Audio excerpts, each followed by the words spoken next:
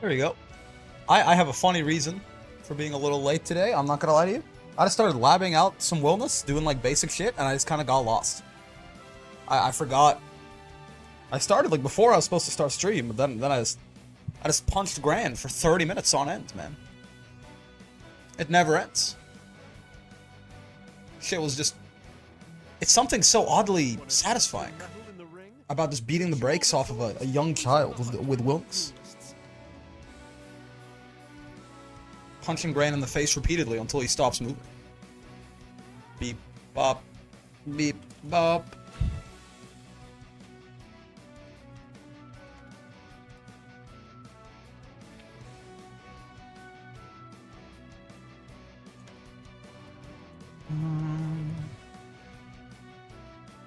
I wonder what kind of battles we'll face today. Alrighty, let me grab this guy. Put him over here, kill this thing. Come over here. Hello, Fox, how you doing? Grab this. Put this there. Grab this whole thing. Do this, bop. And then bada bop boom. Kill this, pow. Do you practice block? Here before ping, I'm goated, you know? I appreciate it, I do. Bum bum bee ba bum bum ba. What's up with this, by the way? What does this mean? Does it mean that does this? What is this? What the fuck is this? I thought so. Did Sony sold their shares in this or something, right? I thought being owned by Sony was bad enough, man. Now it's Saudi Arabia? Highly unfortunate, if I do say so myself. My goat, hello, Ghoul. How you doing, man? Midnight just, like, sent this headline an hour ago, and I got very upset about it. I'm not very, like, I'm just kind of confused, I guess, more so. I'm not sure entirely what that entails. I guess I could click on... Oh, I guess, you know, I am kind of... Hold on. I'm curious enough. What does this say? Evo Organizer RTS. What does this mean? The Evo Organizer. Like, is it... I guess oopsie. I don't know enough about, like... You know, what the process is, but... Is that like a person that helps with the event, or is that the person that like owns the whole thing? You know?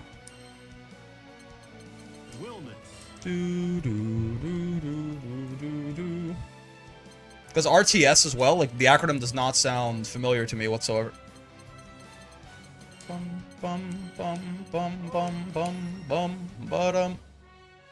They gather up all the Evos to sell at markets? Yes, of course. But of course. Naturally. Beam, bomb, beam. Yeah, what's going on, T-Spin? Yeah, it was a little disconcerting, for sure. But, I guess we'll see. Because I know I had heard something about, I thought I had heard something about Sony selling their stock in Evo.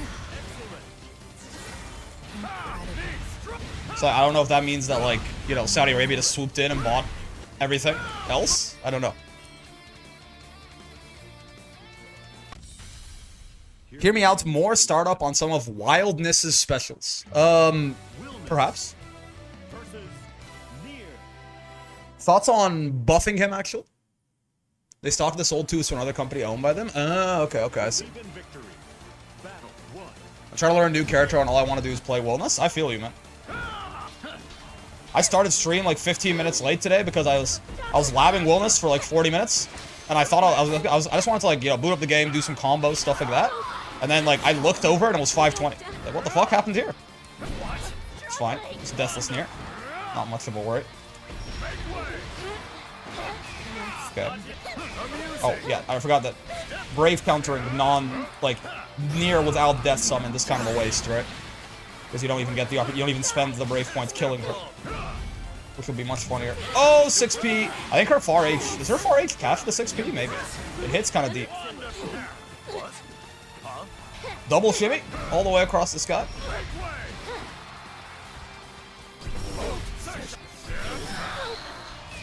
See, if you do it when death is gone, or when death is up, you can just kill death for a brave point. Very good value.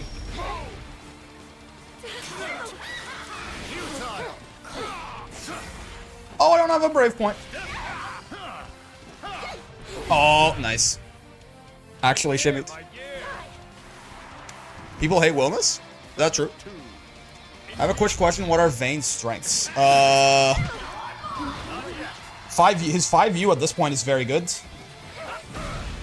Against certain characters, you know, in matchups where, you know, shield functions really well against characters neutral and stuff like that, he can be really oppressive as a zoner.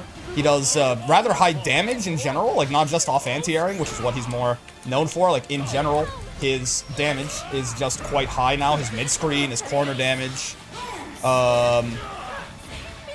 He's got like decent normals as well. Decent, at the very least. I've been clipped.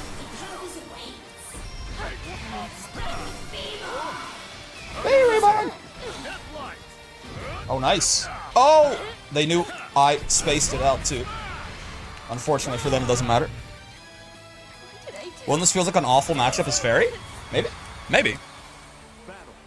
The 6p might cause a lot of problem for most of her, like, non-roll stopping pokes. I can certainly see that. Bonk, bonk. 1, 2, this. You know, fair enough. They guessed correctly. I should have done the low. Our low was on cooldown, but I could have done like 2M or something. Get back in the corner here. Perish. Can you make that off-screen overhead meaty be safe? No.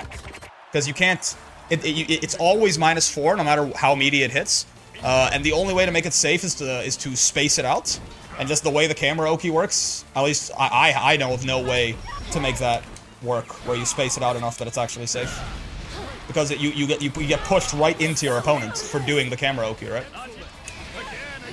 So the overhead is always going to be throw punishable. At least off of that setup, right?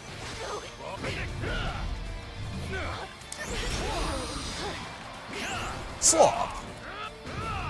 Well done. I'm not spacing it either. I do have to start running like some, you know, actual... Oh, nice! Honestly, I thought they were still in throw range. Hold on. I do have to run like some actual strike throw on Wilnas, I think. Oh, they got crossed up by their own combo. Oh, that's horrible news.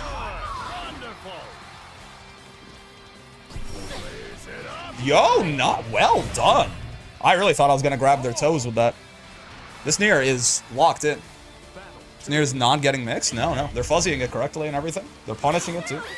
And people at this point, well, this has been out for long enough, people are going to know what to do.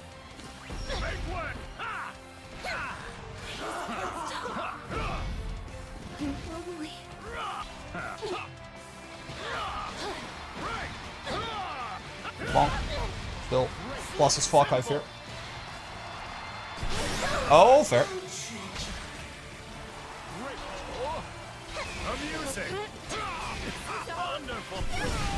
Are you in the corner now?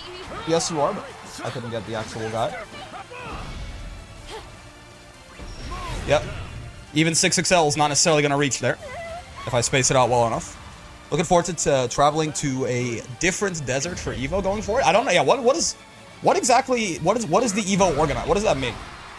Who is RTS? Who got bought out by the Saudi money? I don't quite get it. Oh, nice jump. Yep. This is the one thing about... I mean, not the one thing, but like, that Hadron shit is very real. The 50-50, you can fuzzy and stuff like that. Hadron is just some of the scariest Grand Blue Zone in the game. You get chipped out like it's fucking flame carpet, except it doesn't cost meter. and all the options to beat it are super committal, like a DP or a raw call-out spot dodge or something like that, or a jump out of the corner, like that Nier did right there.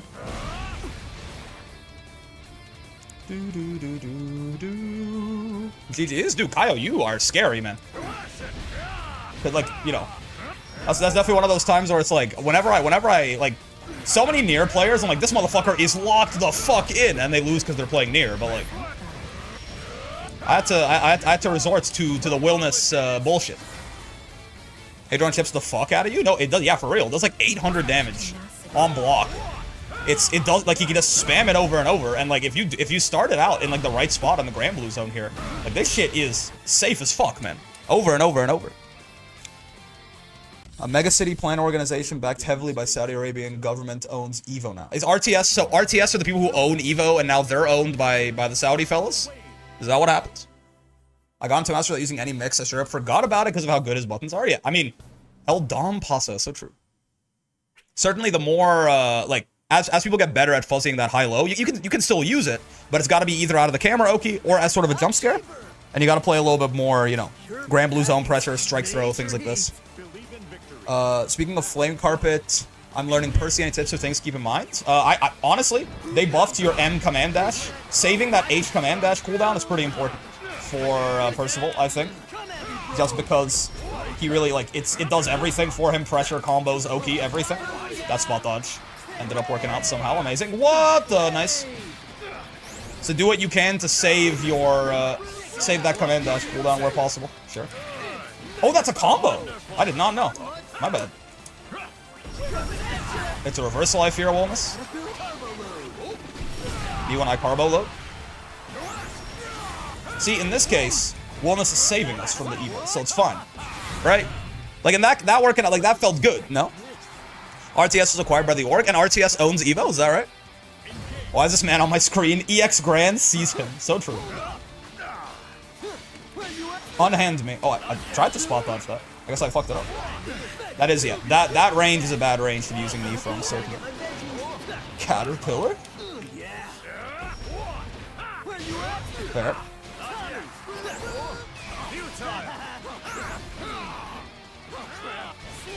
Okay. No. You can't just Catabot for free like that, I will see. You gotta at least earn it. Off a knockdown or something. Nice. This is gonna kill me. Yep. Ow! This actually kinda sucks. Because now I actually have to be forced to fuzzy it correctly, which I didn't do. Nice. Huge skill issue. I could have maybe killed him, now that I think about it. Nope. Get back here, Lowen. Nope. Get back here, Lowen. That 2-2U, again, really nice for us sniping people's toes out like that, right? Beep, beep, beep, beep, boo, boo. That EX Grand Bug apparently works on regular Grand's M Fireball too, huh? Which is truly, that shit is news. For real. Could have canceled that. Oh, I don't have knee yet. I should have done Uni.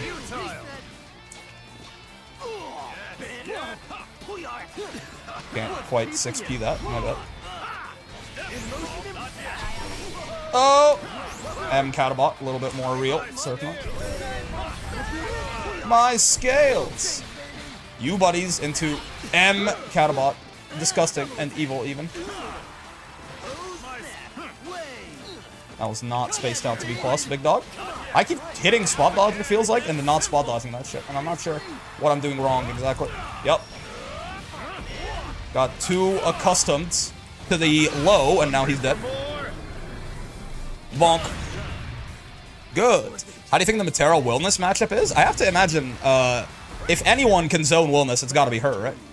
But at the same time, her not having a meterless DP makes his, like, knee shenanigans in neutral much easier to pull off, right? So I could actually see it potentially even giving Matera some trouble. And the Gourd is still a good anti-zoning tool, but I could certainly see Matera winning that matchup. He is also going to turn her, like, if he does get hit, he's gonna send her straight to hell, right? But just like, I mean, just like any of these mid-range characters, he should, like, I haven't played it as Wilnas, but just, like, theoretically, any of these mid-range characters should struggle against Matera. She is kind of the natural predator of characters like, you know, Catalina, Percival, Galleon, things like this. They all tend to lose pretty hard. because they rely on, you know, I have big buttons and you can't get into my range, and then Metera's range is the entire screen. So I think Wilnas has better neutral skips than all of the characters I just mentioned, but he doesn't have a fireball at all. So, like, Kat has like a U fireball at least that she can use to get through Metera's bullshit. Wilnas does not have this, but he does have a better neutral skip than any of those characters as well, so. I can see him struggling in, like, to a level similar to Catalina, where that matchup is definitely losing for her, but it's not, like, horrendous, you know? Whereas a character like Percival or Galleon, who don't really have any sort of full screen presence, just kind of die to Metera. RTS co-owned Evo, so them being bought out, the Corp co-owns it now? Ah, I see. And the other one is this company that Sony owns part of, right? Hello, Redeemer. The knee is annoying for sure. I can imagine that. His 6xl only gets him so far on its own. Oh, no, certainly. I mean, but as an anti-zoning tool, it's pretty effective. Predictable. Oh, wait. I forgot one. This is non-counter hit anti-airs are crazy. Whoa! Wait, that's interesting. I'm interested in that combo for sure. 6P a little early. My bad. Interesting. Could have killed me there, I think, Mr. Redeemer. Bonk, bonk, bonk, bonk. This is not really worth the meter spend, I'm not gonna lie to you, but we got a safe jump. It's the main reason I'm doing it, not for the damage. I'm dead! I forgot he was Wilnas. I'm not used to defending against Wilnas actually yet. I just didn't think about the 50-50 at all. Will Portrait thinner than Sprite? Tiner than Sprite? Feels so strange Wilnas didn't have a fireball and then he does have a DP. As fire guy, you'd think he'd have fireball. Oh, I got schmixed, man. Save me. Get in the corner, good sir. Give me my safe jump. Bastardo. I didn't mean to side swap, but I guess we're here now. I'm ass. That was a kill. He was dead off that knee. That was also a kill. He was dead off that knee too. Give me your toes. It's fine. 2-2-U remains the GOAT. Dude, so many of his skills, I feel like almost every one of his.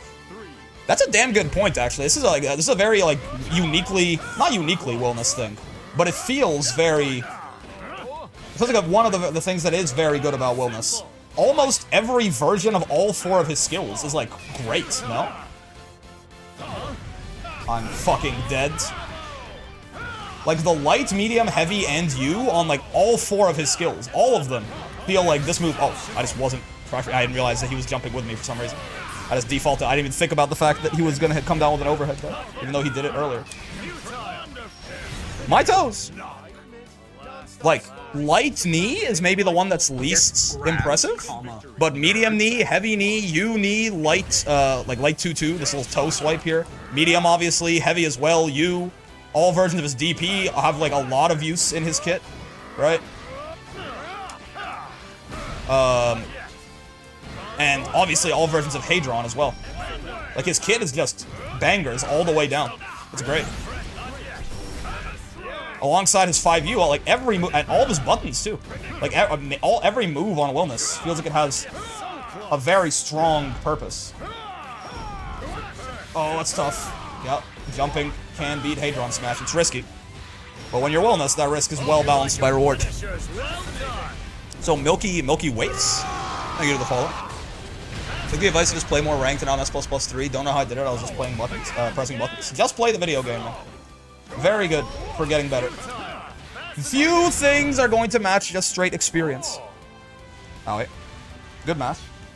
Wilnas doesn't get anything off regular hit BC, right? It's one of the bigger weaknesses of the character, certainly. What the fuck? Oh, I could have gotten way more damage there, but oh well. Here we are. Okay. There you go. Don't miss that punish, please. Light as a feather.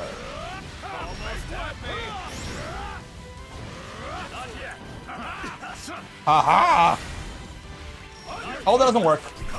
That's a bad idea too, but I panicked and it worked. Haha! Watch your toes, Mr. Streamer. Yeah, Wilnas is noted toe hunter.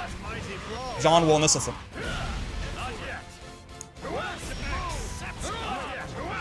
He would punish my 4H with his 4H. It's gotta be cheating.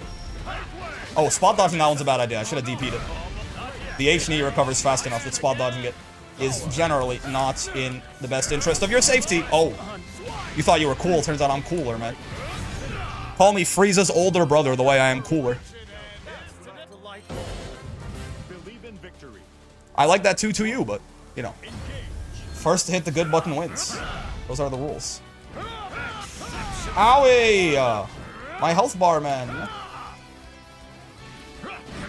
Ah! Ah! Ah! Not like this. Ow. Ow. It's not a frame trap, good sir. You get in the corner then, huh? How do you like it? Not so much, huh? Not so fun when you're the one in the corner. He super jumped! Oh, that fucks me up so often, people super jumping. And it slightly changes the timing on the anti-air. It's very rude. I guess press buttons harder does equal better. I think it's more, you are going to like gain experience over time, like even if you don't realize it's happening. Certainly like active, like, you know, focused play is going to be better, but even just playing the game more, you just see things and your brain starts thinking about them a little bit more, right? Get on the corner, Mr. Wilnas. What? He just woke up throw. I didn't even try to miss my meeting. I just fucked it. Ah! That's fair. My toes! Okay. He was the cooler one. Unfortunately. My ass queuing up to rank against a CAG who one and dones me, so I can't learn the matchup running into a guy named former #1 Gita with 25k matches. That's funny. But yeah, it's like, there is, you know, spoilers. I am working on that, you know, that guide for what to do at every rank, since we hit that sub goal. And, I mean, you know, one of the big things that I keep just yammering about over and over and over and over, is, like, play the game. Play the game. Like, I recommend very little labbing over the course of your entire ranked journey, basically. Is HDP's a calm move? This character is something. That's not really. It is very. Take it all in. Yeah, it is very exceptional. I think just how much of Wilnas's kits is like good and useful. You know. That's out of Brave counter distance, huh? Evil. Get on the corner, Mr. Belial. Oh wow. That is Avatar Belial DPing in the corner against Wilnas is like an exceptionally brave thing to do, but it's working out here. I'm dead. Should be anyway, unless he does something horrendously wrong. Nope, I'm dead. That is a very brave boy. My only issue left is to actually convert stray Belial 5M into actual combos. I'm gonna tell you, you probably have more issues than that, but it's interesting. It's good to highlight. Hit confirming is rarely the problem for a while, I'd say.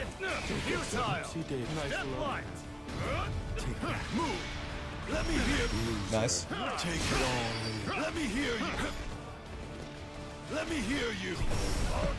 Oh! Scary recover in time. That doesn't work. I don't know why I did that.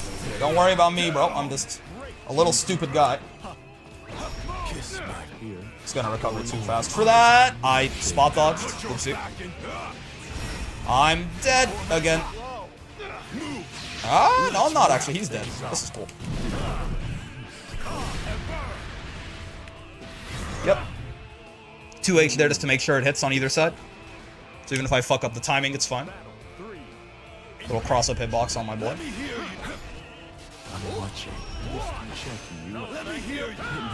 Always watching. Oh, what? I didn't get the counter hit on the first one. Let's see. Alright. Let me hear you. Oh, he did the U right away. It's my bad. Did not mean. I thought he was gonna do flight. I was trying to delay tech with 2H. Like a good boy. No. Get down there. Holy fireballs. Batman. That one you can spot dodge and punish a little bit more commonly, but didn't quite work out for boy there. Nope. Get down from there. You're gonna hurt yourself, Abel.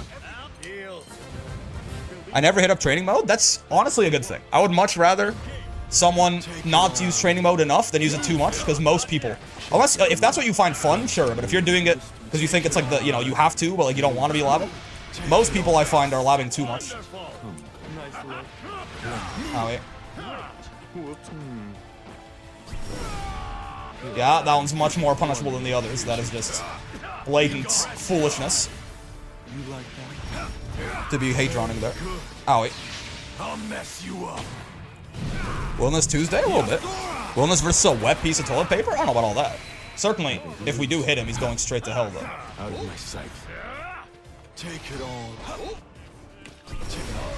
Fair. So rough. Feels good. Clumsy. Oh, nice DP. We survived shit pretty decently there, but have to spot dodge twice in a row. If we do hit him, he will explode, and it has been happening. Many people are saying this. Yep. I fucked up the where's my phone? Oh no. I fucked up the combo, and now, I mean, I'm not dead, but my feelings are hurt, if nothing else. Oh, right. I didn't spot dodge the rocks. That's my bad. Right, now we can try and take our turn back a little better. Oh, it didn't reach him. Going up.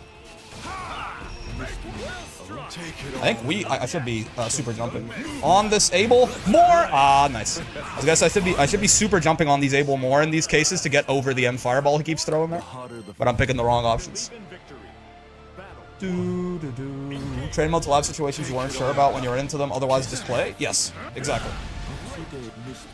And I feel like you need like a baseline amount of experience before you can even ask questions that you need the answers for and try, like, you know, before you can even independently use training mode to be like, I don't understand this, you know, what do I do about X or Y? And then actually be able to answer those questions for yourself. I've been shimmied! Oh, I'm alive? Definitely shouldn't be. Ah, nice. My fireball. Kind of quick with it. Nice.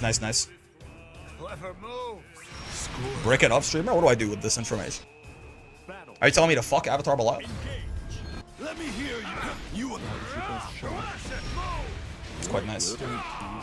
It's quite cool. I thought he was gonna fireball with it. Like that. Bonk. Could have killed him there, believe it or not. I'm pretty sure he was actually dead, especially considering the fact that he is Avatar Belial. But country girls will make do. Because you are Brick, get it? No, I understand, but, you know, what does that entail?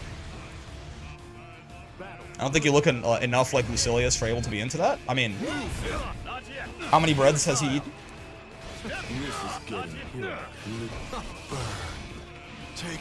Oh, I super jumped too early. I didn't think he would backdash. I thought he would just throw the projectile right away. This backdash was fucking with me. No, that's fair. He doesn't have an anti-air confirm, which is nice for me. Certainly. One brave point Abel, bro. I'm salivating. Oh. Oh, he was dead, which is insane.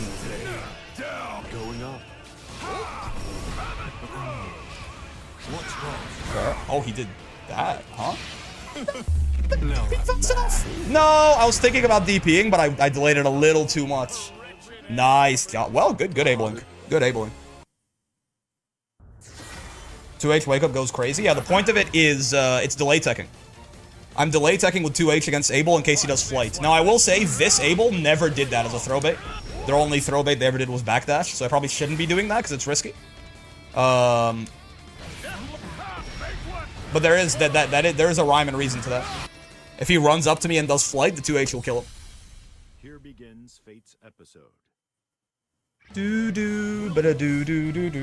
is crazy how like my hit confirms were so shit there. Like there was a lot of times where we could have just killed Abel straight up on those 2Hs, for example. Probably. Like 1 BP Abel getting 2H into Hadron. I think he goes bye-bye. Like you, Hadron, especially. Hello, Castile.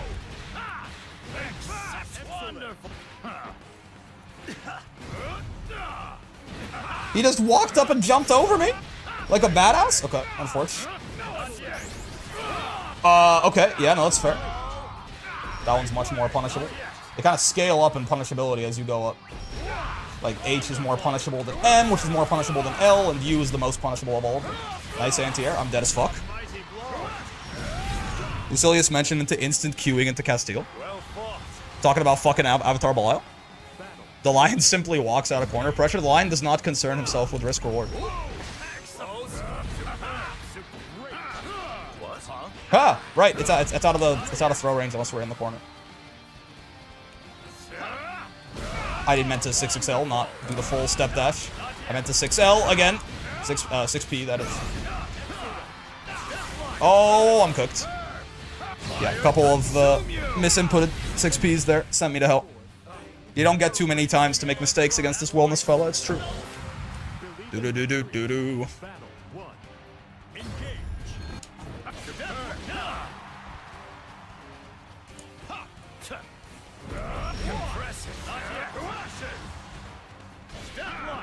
People tell me Castile doesn't play characters unless they're carried. Is this true? Does this mean Wilnas is carried? Can this finally settle the debate on whether or not he's actually good? Is Castile the final arbiter of these sorts of things? Oh, I tried to 6P it. It did not work. Not sure if that was a timing thing or what, but... Yeah, I want to do that to you, man! Oh, he knows the counterplay to his own tech, aka anti-airing, on a guy jumping. A genius. You don't get long because he's such a helpful guy who helps you not make the mistake again? Yeah. The Lion simply does run up SSBA because they never expect the Lion to be that stupid to do that. Not, a little... Oh, nice throw. A little bit clunky, but I get the joke you're going for there. Not spaced, I fear. That time I wasn't, yeah. Okay. Oh, shit. Help me, Mom. I'm fucking dead. What? I tried to DP. I got counter hit out of a DP attempt. Uh-oh.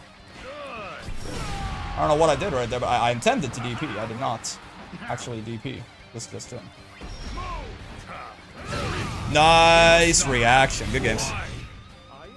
Bars? Yeah, something like that. Something like that. The Lion, me and your mom, and your mom. Buttons are being pressed, yeah. I fucked up my... I tried to DP right there, and I got probably just like a 2M or something, I figured. And died for it.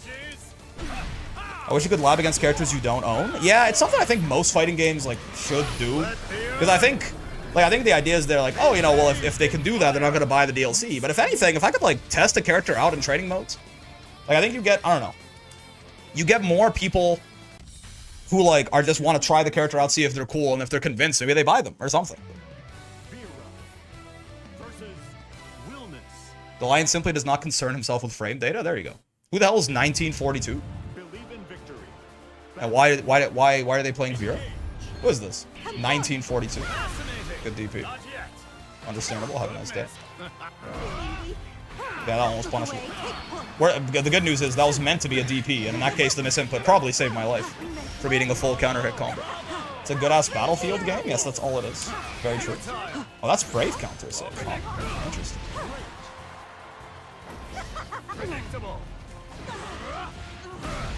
Not my best conversion. Not my worst conversion.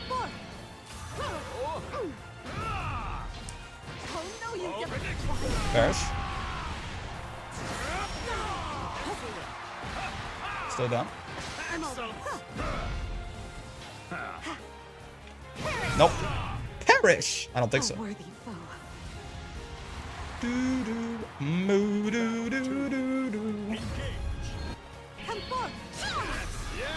Whoa! I didn't realize that air unblockables you if that happens like that. It's my bad. Fair. Yeah, that is -8 on block. It's true.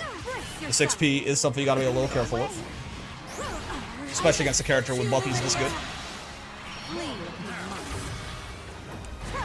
Oh, I don't know why I decided to throw Scarlet Oath there. It doesn't work like that. Not even a little bit.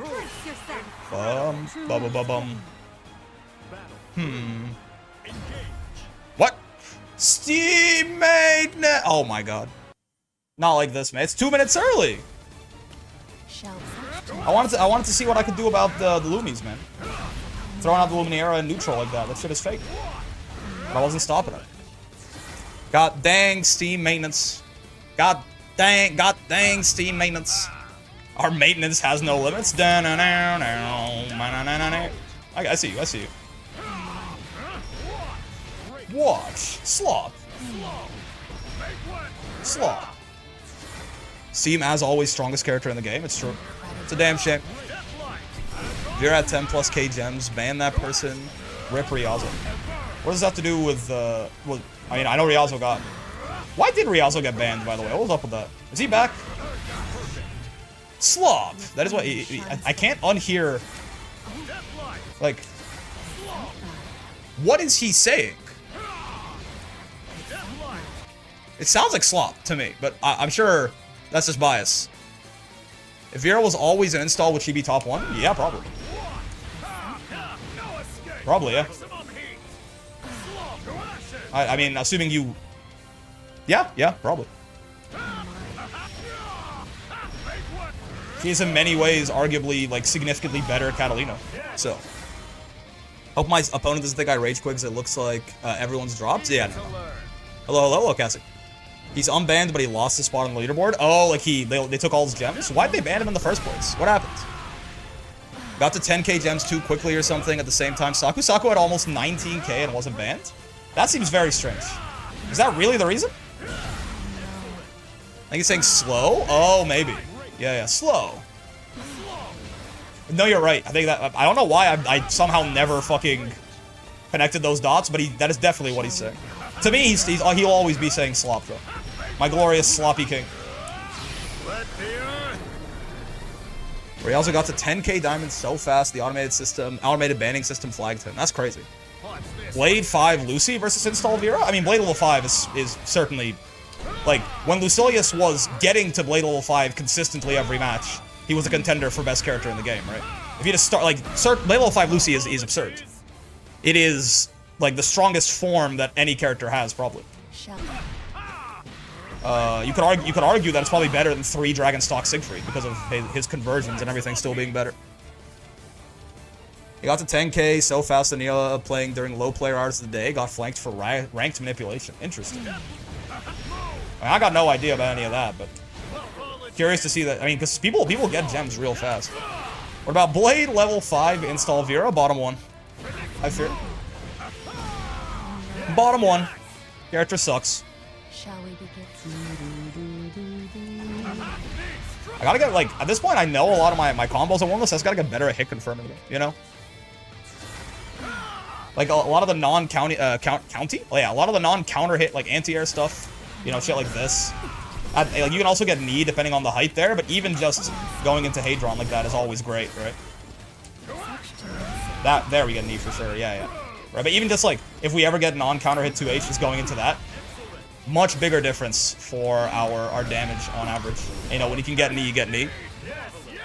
You can apparently combo off the non-counter hit 2H route after the U-knee. Yes, I think Dusk did send me that. You get like far L or 2L, depending on the heights you hit them with the Hadron. Wait. Trying to hit her as high up as possible. I've seen Dusk do a 2L off afterwards, but I'm not sure what the point of it, like how you actually get it to happen, I guess. Right? I'm mashing it as fast as I can, Captain. Doesn't seem to work. How plus is the U-knee knockdown? Like plus, not a lot actually. Oh, what the? Get the, there you go. Wait, huh? Am I stupid? Isn't it supposed to... Why isn't he doing the Waku Waku? Andrew, it's only if you're past a certain point on the screen, huh?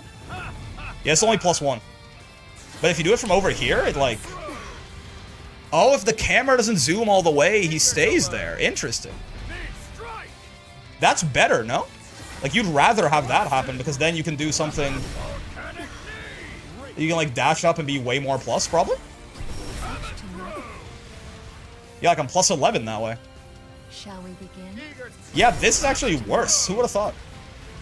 This does leave you spaced out in like nearly perfect range for a 2-2M, but it's more plus if you don't do the walk, yeah. Wait, hold on, how do you combo off of this? Yeah, it doesn't seem to work, but I could have sworn... Hold on, let me see, because I remember Dusk, rather, sent me a DM with a video of it.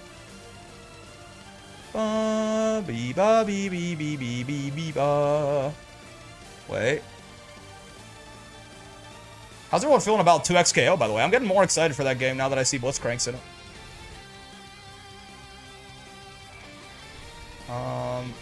Shouldn't matter that it's counter hit.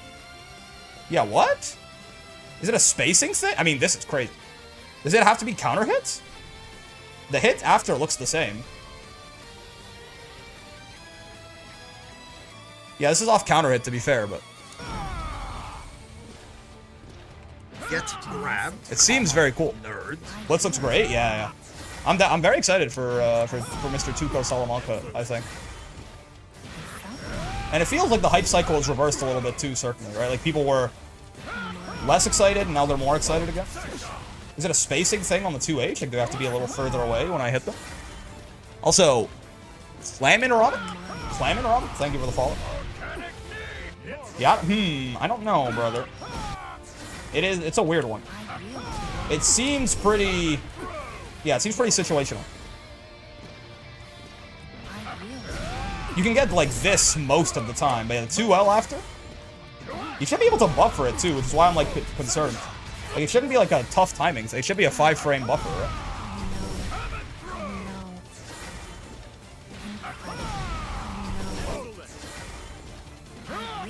I need my characters in. Gonna have to beg for keys. I have enough. I have enough. One of my buddies got in to the other one, so I think I can get a key off of him. I think one of the fellows in the UMA club said Dr. Mike was like all his friends are in, so if, and he's in as well. So like he might give me one. Hopefully, I should be able to play it the day it comes out. Yeah, I don't know how you get that 2L, but instead of uni, can you do 2-2U? If you're close enough to the corner, certainly, yeah. If we were a little bit closer here, right? Certainly. Let's start in the corner. Position reset. Long range?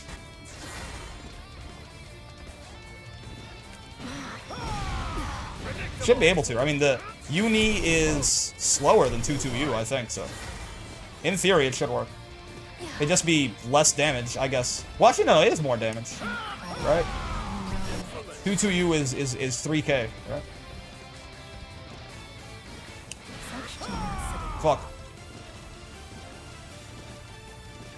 Wait. It's a little finicky, hold up. Ah! Galleon what? I'm getting really good at pushing her, though. My shit's on cooldown! Jesus Christ. Save me.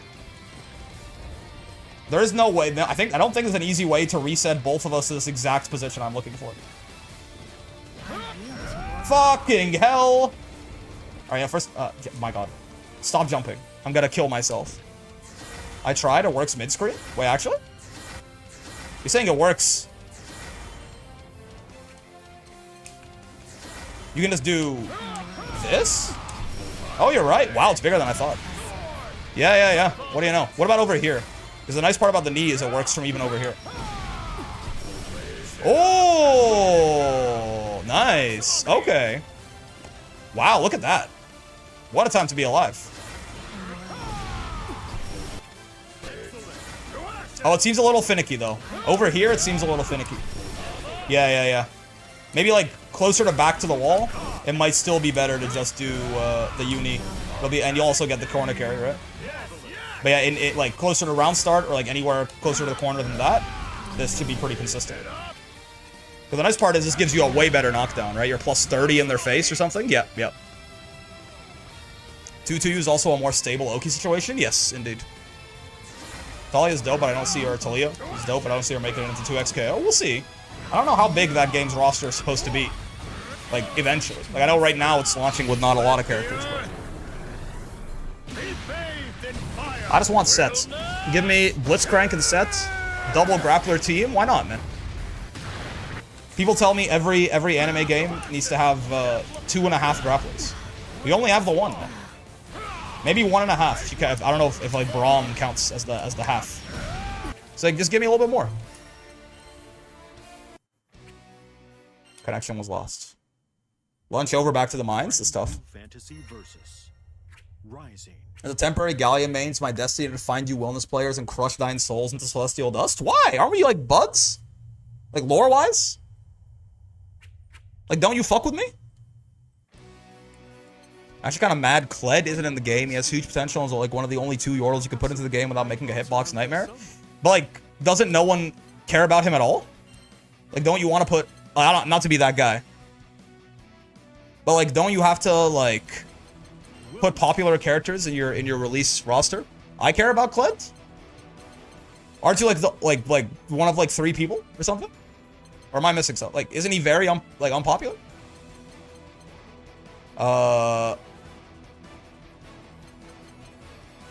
Who are we beating? Oh, Galleon. So true. Galleon. I don't think Kled isn't that popular. Got at that angle, but I feel like they fumbled that too. There's like 5+ factions completely underrepresented. Oh no, for sure, but you know, you gonna main a dirty Clanker? Some people be saying Clanker in like, I'm like, you just want to say it, huh? You just want to say it. You found an outlet to say it, I think. Here begins Fate's episode. Yeah, I don't know about the roster for 2XKO, but oh, this avatar is a spooky boy, spooky guy. We are buds, but all those plus frames and safe on block and whiff attacks deserve punishments. Wow, listen. Rich of Galleon players to be talking about safe on whiff attacks with that goddamn far H of yours.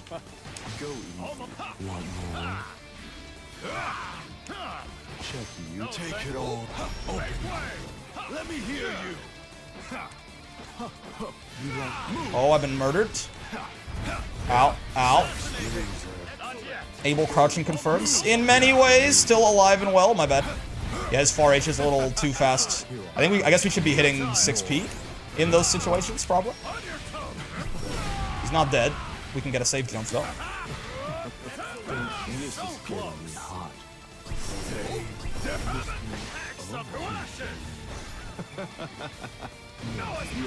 Yo, holy shit. Take it all. Talk about lucky. He blocked my DP and panicked. That is... Woo! It feels reductive to point and laugh at the roster. It's a tag game with a smaller roster than Calamity Trigger. People are going to point and laugh at it? Maybe. But I think also, like... Again, it depends very much on how long the roster remains in that way. Like, the game is technically not even launched yet, but it does only have 9 characters. Apparently it'll launch with 10. Like, even when the beta comes out, it's going to be 9 characters, right? I'm watching. I keep trying to super jump to read when this Abel's going to throw his projectiles, and I keep being very wrong about it. That's why we do that, by the way, in case you're curious. That's why we delay tech with 2H against Abel. Amazing. It's a character a month. It'll be a while to be a good number for a tag game. Maybe.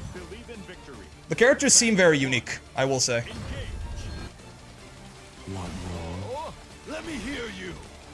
Be gone. Almost not yet. Oh, wait. Like that. Lose, clumsy, lose. Move. Roster size talk is, I mean, it's always been a little funny to me because it feels like people usually just like, you know, like Granblue has 40 characters and I never see 30 of them. You know what I mean? Like, I feel like people, like, it'd be cool. Would it be cooler if the game had more characters? Yes. But I also feel like this is almost like, you know, it doesn't feel like as big of a deal as people make it out to be in my head, I guess, is the best way for me to describe it.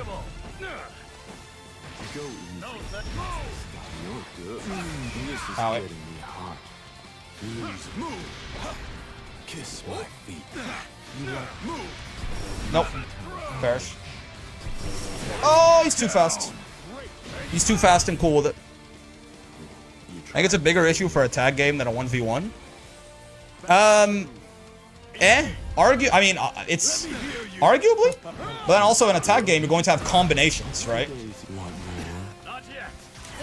So like, instead of having 10 characters, you actually have how many ways can you arrange 2 characters with no what's 10 choose 2? In a tag game, you're going to have like, combinations of the characters. So Blitzcrank isn't just Blitzcrank, he's also, the Blitz Darius team, and the Blitz Echo team, and the Blitz Jinx team, and the Blitz Vi team.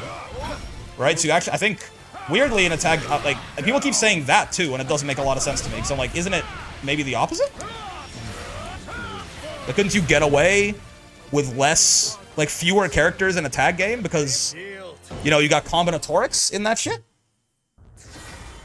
Like, am I stupid? What's this? What's this? Like, with like, 10 characters in a 2v2 game, don't you have, like... I'm really bad at combinatorics, so, like, apologies in advance. But, like, wouldn't you have something like, I don't know, like, 25 teams or something like that? Apparently they've had Jinx and Blitz on the back burner for a while, so it might be true.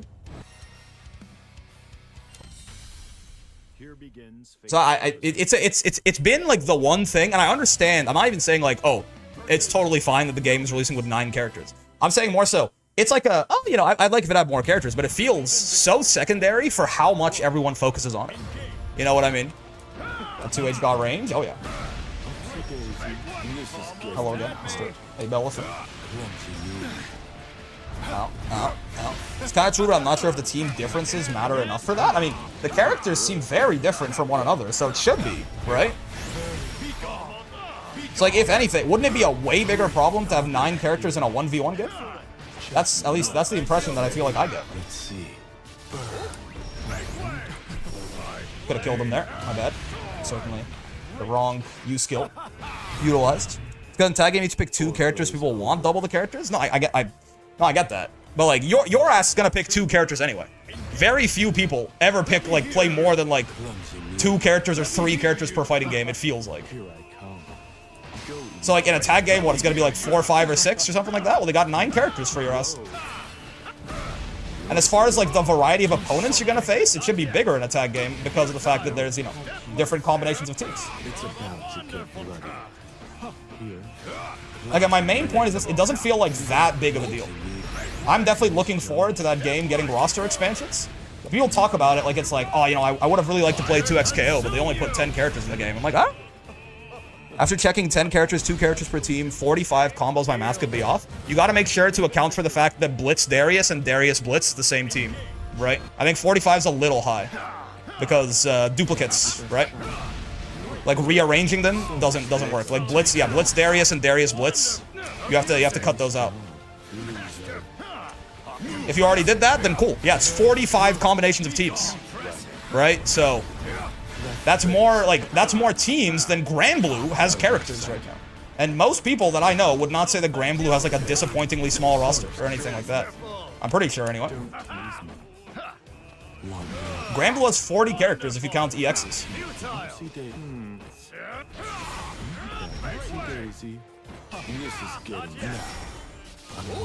Nope. Oh, he's alive.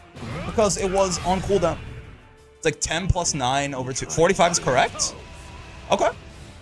I got a nosebleed doing this. I'm moving this to the next guy to be sure. No, that's fair. 45 is correct, yeah. So, I mean, 2xKO has more combinations of teams. And it's a tag game. We're talking about a tag game. So the teams are really what matters. It's got more combinations of teams than Granblue has characters for a 1v1 game. So, like, I don't know. I'm not overly convinced of the idea that the roster is like this glaring issue. Would I like to see more characters added? Absolutely. I mean, it's just because the IP has so many goddamn characters. They're like, yeah, it'd be super cool to see more League champions represented because there's like 175 of them that you could put in the game or something, and a lot of them are very cool. But like, if we ignore the fact that it's the League IP for a second and just talk about a fighting game with that many characters, I'm like, seems kind of fine to me. I don't know. Going up. It's because of League old head, I want to see more weirdos. Not so, again, like, when you think about the fact that League, again, has, I think, genuinely, like, 170 or something is not an exaggeration. How many champions are in League? For me, I care about having choices for characters I think are cool. I have to choose 2 characters that are cool. So only having 10 options for that's a little disappointing, especially since there aren't many standout characters for me. Yeah, I guess the one place where I could see, like, the roster complaints being a lot more reasonable is, like, if there weren't a lot of... there's not a lot of, like, there could be not a lot of, like, archetype representation, right? I think visually, like, visual design, like, it just, like, you have a lot of different looking characters, right? You have a lot of different, like, vibes of characters. 170 exact, yep. So, like, you have a lot of different vibes of characters, right? Like, depending on what you enjoy, Yasuo is a very different character from Illaoi, who's a very different character from Braum, who's a very different character from Darius, who's a very different character from Blitzcrank, in terms of just, like, how they look and feel, not, like, the gameplay, right? Just, like, the personality spread is pretty good, right? It's very different from Jinx, who's very different from Ahri, who's very different from Echo. Like, they have a good spread of, like, characters who feel very different from each other. But as far as mechanical gameplay, I could see where you're like, well, there's no puppet character, you know? Like, I like playing puppet characters, and there's no puppet character. Yo, Yozo, thank you for the raid. I got, like, how's your stream, man? I can see that. I can see, like, if you're...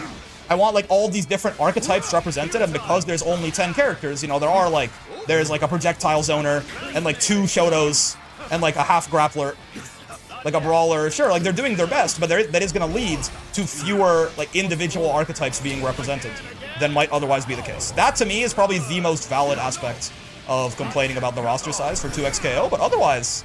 And even then, I don't think they're doing the horde. Like, that's where I want them to add new characters, and I want them to be, like, weirdo characters, right?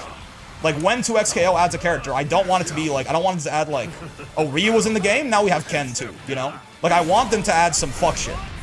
Stream was good, Brody? Nice. I want them to add some fuck shit. Like, I want them to add, like, you know, Kindred as a puppet character, or some dumb shit like that. And you'll pay the consequences! Because we do need more, like, archetype representation in 2XKO, certainly. Like, right now, I mean, I'm not that familiar with all the characters, right? But, like, Illaoi is kind of like your Pixie-style character, right? I think, but she's also like she's like a rushdown, like kind of like is she like chip-pilled a little bit? Illaoi I never really understood, or not Illaoi, sorry, Ahri. I've said Illaoi 100 times. I meant Ahri every single time I said that. Echo is like, you know, mix your shit, fast character. Jinx is a zoner, right? Like a sort of somewhat traditional like projectile zoner as far as I can tell. Braum, Darius, and Illaoi are all some kind of... Like, Braum, Darius, and Illaoi are all some kind of bruiser, it looks like. Like a couple of different twists on like a big bruiser-style character. I think. Like, Darius is your most traditional, like, Marissa-style guy, I think. And then... Owie. Well, Braum and Illaoi both add a little bit of sauce to that concept. And then Blitz is like your grappler, right? It does seem odd to have so many big bodies? Yeah. Never seen someone talk about team combinations in tag games. Interesting way to look at it. I mean, I think it's... I mean, we're saying, like, oh, you know, 10 characters is... Like, that's the one that always... Like, 10 characters for a fighting game? Sure, like, that is certainly not a lot of characters. But, like, specifically when people go, it's low for a tag game, I go, what do you mean by that? Right? Like, that one never made... I'm like, if anything... It's worse.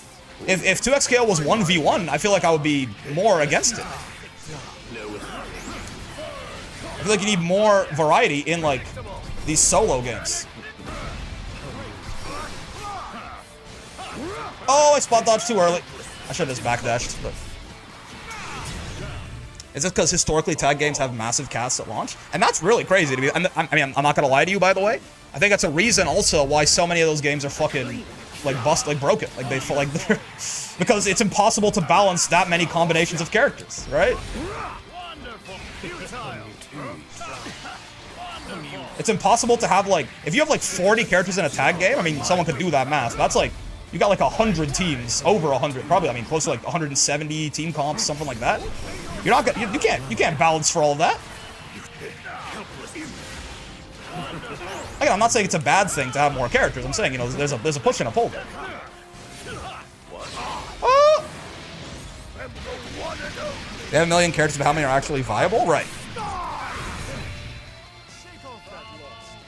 BB Tag at 18 at launch, I think. Fighters had 20 something. And I mean, listen, I love Fighters. Fighters is what like got me into fighting games, like for real. But you know, the complaint about Fighters had 20 characters, yeah, but like there's a lot of uniformity there, right? GD's GBH, right? Fighters had a lot of uniformity there. 4 characters, 2 choices, 780 permutations. Yes, that's, you just like, you know, there's going to be something that slips past the cracks there, and there's gonna be something just broken in all of these games, right?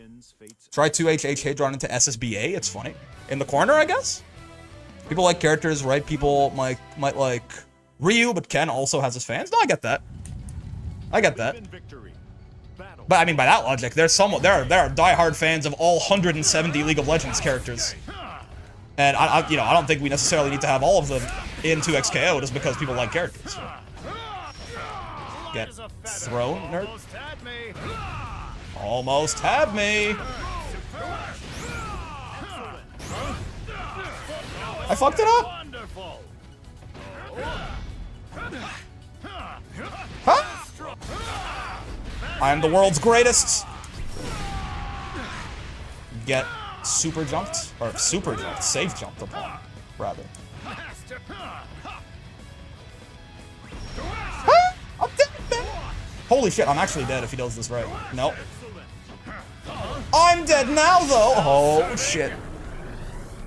I just want to see, like, Shurima rep, and I want Jax. Give me Jax. Yeah, certainly, that's regional representation, too, right? Like, if you had 10 characters, this is more of, like, a league, like a League of Legends player thing. But if you had 10 characters, and, like, yeah, like, you had, like, you know, Renekton and, like, I mean, I don't know what Demacian you pick, but maybe, like, no, Jason's fucking Piltover. What am I talking about? In my head, I always, before Arcane kind of fixed it for me in my head, but in my head, I always thought of Jace's Demacia for some reason. Can't remember why. Who's like a cool Demacia? Do they exist? Lux? Kind of? Holy stop sign button?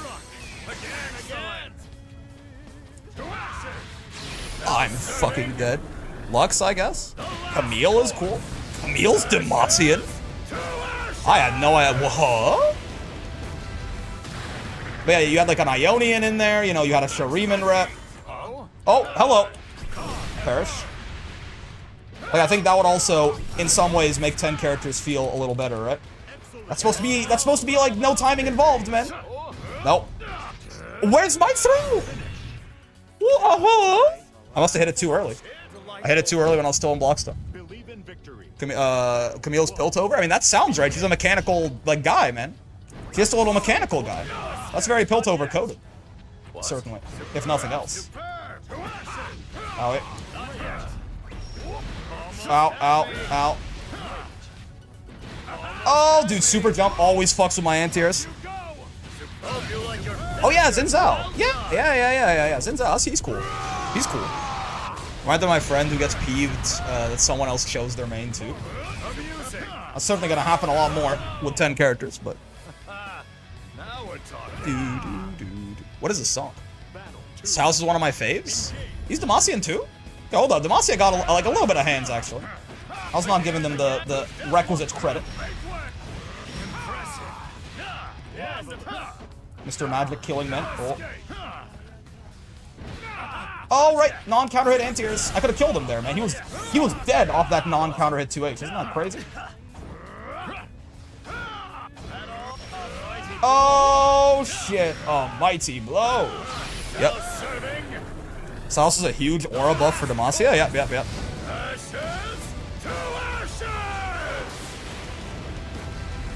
That Roy doesn't SBA is so funny because it sounds distinctly like his human form is doing that.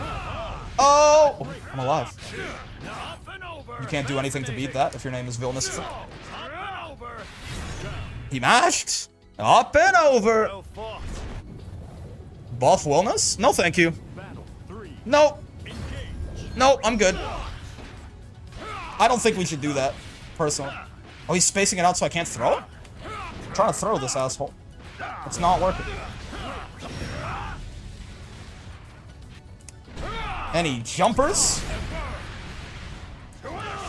No, thank you. I think Wilnas can remain exactly... No. Oh. Buff Wilnas, I like. He sucks, actually. I've decided that he's ass. Nerf Loane? Now we're talking. Ba-da-da-dum-ba-dum. I choose if he does it because he's a goober. He like doesn't use the dragon voice. This gets funnier to use the human voice for that. I fuck with it. Wonderful. Stay sharp. Stay sharp. Fascinating. Almost wonderful. Superb. Bro will not stop jumping over. What did I do to you, man? Can't believe I'm dropping that light now. It's supposed to be the world's easiest thing to do. Oh, that JH kind of good, no? Yep. That's throw punishable, but only in the corner. That 2-2H right there. Truly incredible. Battle 2. Whoa. Wonderful. Haha.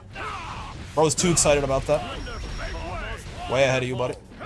I'm too early. Why is everyone super jumping today, man?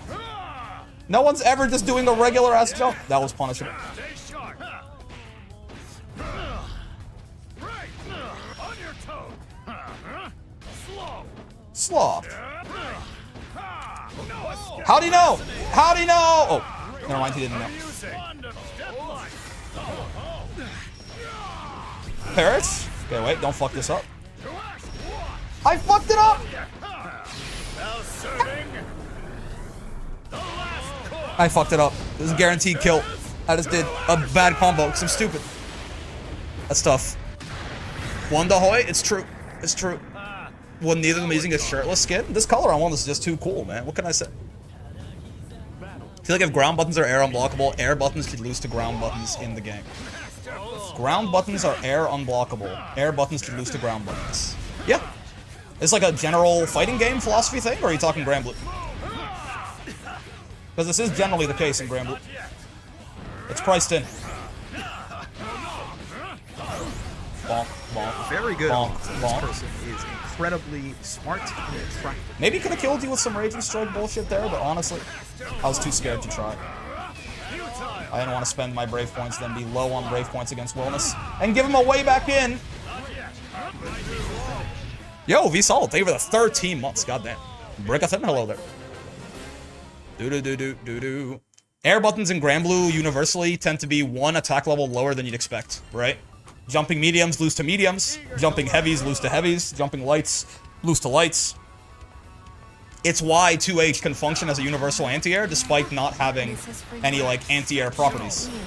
Like, there's no, like, hard-coded upper body invuln on it or something like that. Unlike, Grand Blue, I've tried to anti-air with a 5H and lose to my opponent's JH. If the buttons clash, you're gonna win. You're gonna crush them, right? Let me show you an example. If your 5H just doesn't have the hitbox to hit someone in the air, then yeah, you're gonna lose. But like if Galleon does this, and I clash with my 4H, her JH is really good. Goddamn, I did not realize how quickly this thing was active and how active it was. But if your button actually collide, what the fuck? This JH is crazy. I mean, maybe Galleon is a bad person to pick for this. Jesus. I have to do a little earlier, I guess. What? Am I missing? Does Wilnas 5H extend the hurt box out in front of him like really early or something? Am I missing something? The JH of undermining your points? For real? No, yeah, Wilnas is not extending a huge hurt box or anything, like on startup. This fucking Galleon, what the hell is Galleon's JH, man? Why does it feel so hard to do anything to? Holy shit. Okay, let me have her do it a little later to the ground then, goddamn. Since I'm just getting cooked by this ridiculous ass button. And see if that can help. There you go. That's more so what I meant. Right? It does have a huge hurt box before hitbox? I mean, not really. Boom. Ah, no. Yeah, there you go. Here, I see. For 1 frame before it's active. Yeah. I see. It extends green for 1 frame before it's active. It has a huge hurt box extension. I see. Does 2L clash with JL? I don't know how you would ever manufacture this situation, but it should. But yeah, her JH is medium attack. Like, if I can clash with it, my medium will actually probably be better for trying to clash with it, at least. Let's see if I can do that. Because Wilnas' 4H also doesn't have, like, a really good anti-air hitbox. Right? I want to clash, not trades. There you go. Right? Her JH is a medium. Percy 4H does this too. A lot of them do. Vicala's does as well. A lot of 4Hs extend a little bit of a hurt box first. But yeah, so the way, like, you know, ground buttons beat air buttons in the sense that they you know, if the two hitboxes intersect, the ground button is gonna win. In general, it's just that usually, I mean, most ground buttons are designed to hit people on the ground, right? So they don't have, like, I mean, Wilnas Far H actually is not so bad in terms of, like, that's a decently high hitbox there, right? But most ground buttons just don't have the hitboxes to hit a guy at the top of their jump arc, is mostly what happens. This is crazy, man. There you go, Jesus Christ. I just have to do it also a little earlier. Yeah. Right, and then it crushes. It's actually not that hard, I just have to be a little... I have to be earlier on it than I was doing before, right? Yeah. But, like, you can't just... I mean, so... Again, ground buttons do beat air buttons, but, like, if you're just not swinging in the direction of the guy, you're gonna lose, right? That probably should be the case. I have a pretty good time answering people with Far H on Vera Cat. Yeah. Shall we begin? Usually you want to do it when they're, like, a little bit more spaced out like that, right? That's when it gets way easier. Is when, like, you know, they're not directly above you, because then basically your Far H can actually do its job and hit people horizontally. Begins Fate's episode. That guy JH. I mean, maybe it is. Charlotta versus Wilnas. By the way, Taxi, thank you for the follow. Maybe it is like a Wilnas Far H, also extending his hurt box a bit, but do the 2H Hadron SSBA. Oh, my bad. Victory. Some Far Ls have decent vertical hitboxes. You'll get crushed by JHs. Yes. Far M's will trade with JHs for what it's worth, so that could be something. I'm the world's stupidest man with the world's worst anti-air combo. We can always just do the non-counter hit anti-air combo again, right? 2H into H Hadron is never gonna be, you're never gonna be sad that you hit that.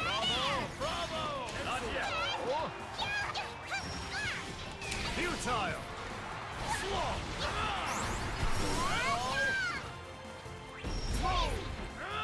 That's fair. Slop.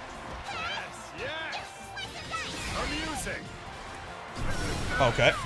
There's a lot of reversals going on right now. Certainly. Was that not the punishable one? I thought that was the medium one. I bet. Well fought. That actually, I think that even that parry, I was just too late.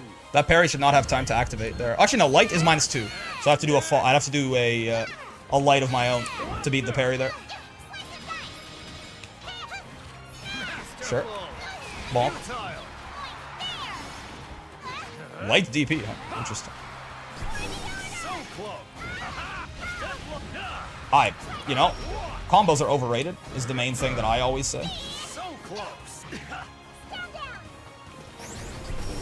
Perish. Ramirez. Oh, nice jump. Amusing. No thank you. Oh, goodness. Oh, I don't know why I thought she would be up earlier, man. Oh, so true. A lot of the giant Far H's like Wilnas, Percy, Boss usually aren't good as anti-airs. I mean, to be fair, as they probably shouldn't be. The buttons do enough already. Nice. One time I got a 6-6M to clash with JH. I'm pretty sure it's possible to get a 2L and JL to clash. It should be possible. I'm just saying it's gonna be. I mean, JLs are active all the way down too. This is like not a situation that's gonna happen normally, ever, you know? Owie. Oh, how'd you know? Ow. That is because I was thinking about, the reason I DP'd there is I was like, oh, I could have DP'd both of those wheels. And then I was just, you know, sometimes you just do it to yourself to prove that you could, you know. What? I've been missing throw punishes all day today. It's a real big problem. Amusing. Make way.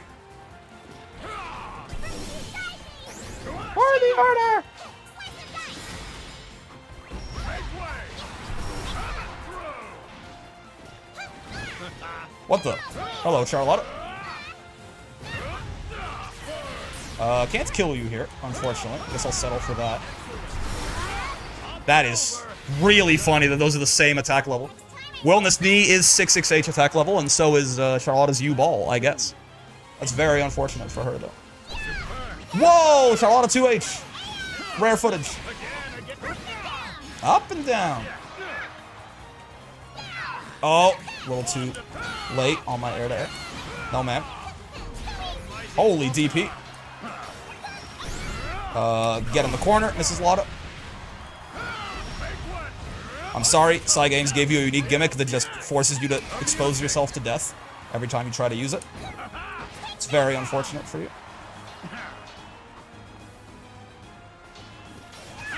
Oh, they did it again! Yeah, that's fair. That's on me. I am Unk. It's true. Maybe I am Unk. Vision looking at his hands type shit. Oh, man. What the? For real? Ow. Sure. That is on me for 2 Ewing after the throw tech. Bonk. What? My Bombo, man. What happened? I think they got counter hit out of 5U there, would be my guess. Nope. Medium ball. SMHing my head, dude. Light DP. Oh, that my 2 I'm just whiffed. I got whiff punished. Highly unfortunate.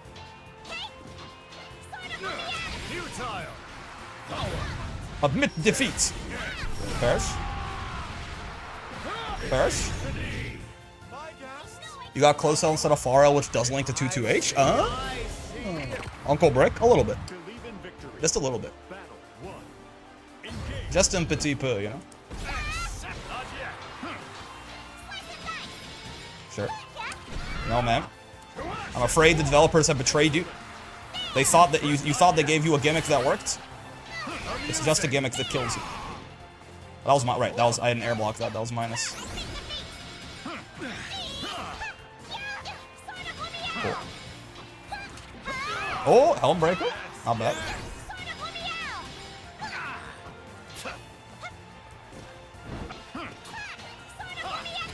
Yeah, she is -2 if you spot dodge that. It could be a little risky, could certainly get murdered if she doesn't do that, but works pretty well in my experience. Oh! Oh, God.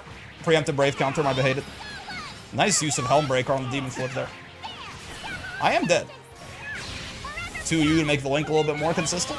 Yeah, forever pure, forever racist. I fuck with it. Honestly, I thought even with the Helm Breaker, they'd get smacked out there, but should have been a little closer, I guess.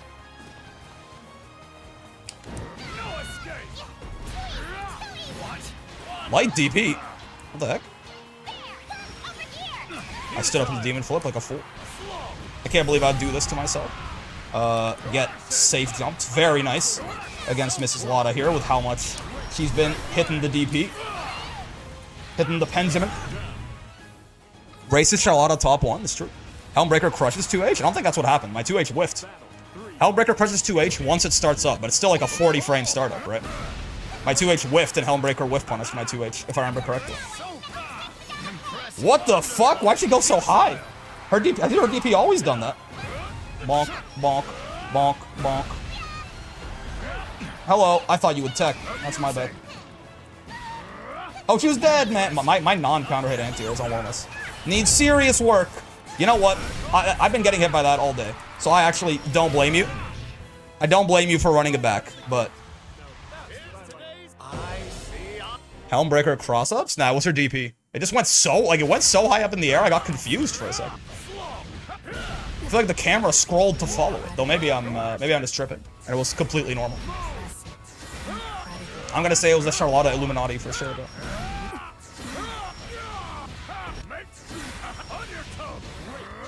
On your toes.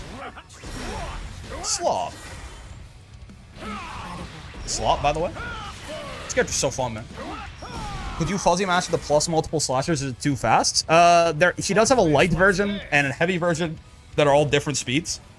So it'd be hard to do.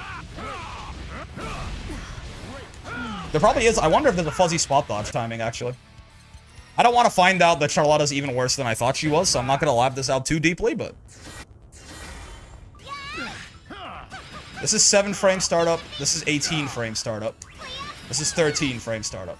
Yeah, like that makes it a little hard, right?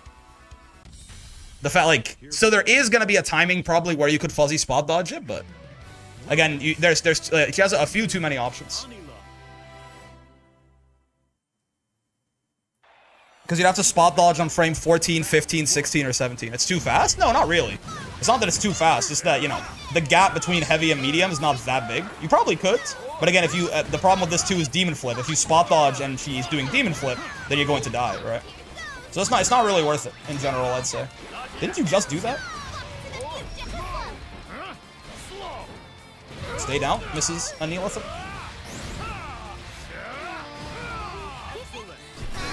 How did I not see that coming?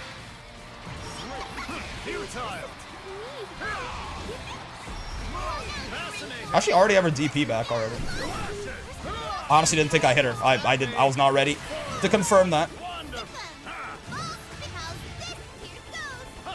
Alright, I can kill the sheep. Oh god. Okay, I guess. Okay. Maybe not very worthwhile to actually attempt. My bad. I was like, I can 6p the sheep, and it's true, but she can be a little tricky with the timings. Have you seen how high the Wilnas GM floor is, by the way? I know it's very high. It was like 6k a week and a half ago. So I have to imagine it's even higher now. Like, literally world's most aggressive Anila. Just what? Unless, hold on. Now they've slowed it down entirely? What the fuck? I love a man who can do everything. There.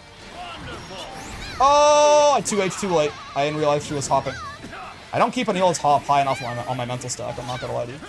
In general. I find it's a problem. What the fuck? Oh, I did it too late again. That's tough. Wilnas does take a bit of a step forward on his 2H that can cause problems sometimes. Might be 10k by now? Maybe, yeah. All new DLC characters have high crystal requirements? Yeah, everyone's trying them out, right?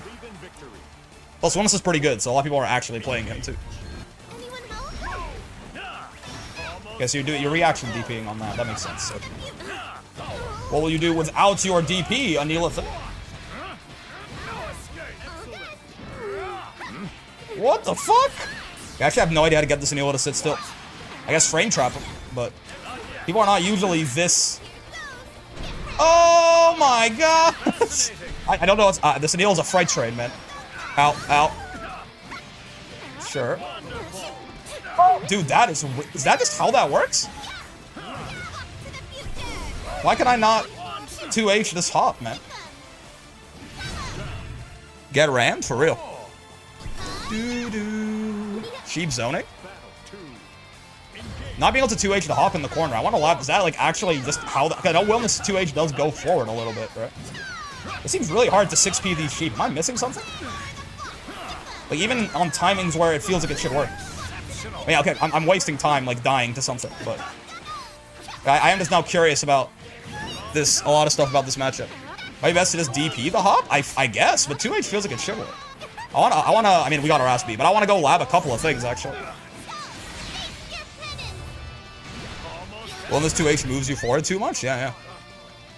I gotta learn from this Anila doing whatever they want and it's working. I spent too much time trying to 6p the sheep in that last round, but I mean, at that point, I'm just curious now. Because they did a couple of things where I was just like, oh, really? This is how this works?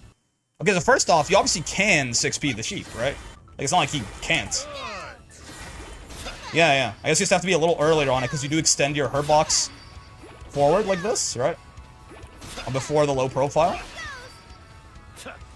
Or no, it's after the low profile, but you can't low profile. Oh, it's because you don't low profile them. Right, it's harder because you're not going to low profile it. Duh. Oh, wait, I wanted to have the 2H thing. Oh, I wanted to have the 2H. I'll remember to do it next time, don't worry. Rice Shower, Taurus Cup, Goat. Possible. It's harder to 6p, right? 6ping Anila's sheep is a waste of time. Or at least it's, you know, too difficult to rely on because of the fact that there's no low profile. So you have to just fully get the fireball before it gets to you. Since her sheep hug the ground. That's true, actually. Did not think about that part. Spot dodging that is... Both of those spot dodges that Vera did were punishable, certainly. Holy shit! Okay. I mean, Twin Turbo is true, that's fair.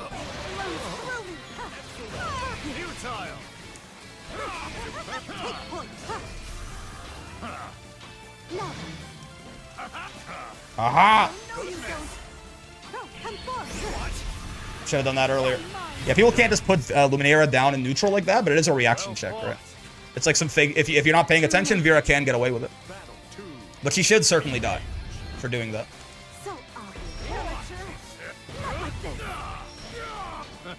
She's not safe. Like, it's like a 35 frame animation or something. Off a knockdown like this, she can do it, certainly. But, oh my god. Ow. People want this character buffed? Vera? Or Anila. Vera got buffed significantly. And it was very nice for her.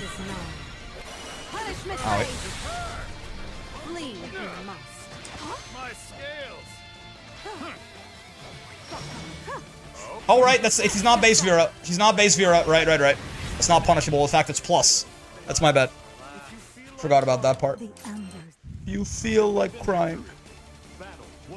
Vera players get to buff themselves at this point? Yeah, no, for sure. Well, I don't know about all that, but I'm saying, like, Vera herself is certainly a pretty good character, I would say now. There we go. Again, you can't just be putting Luminaria down like that, like it's real. But without knee, I'm gonna have a harder time stopping you.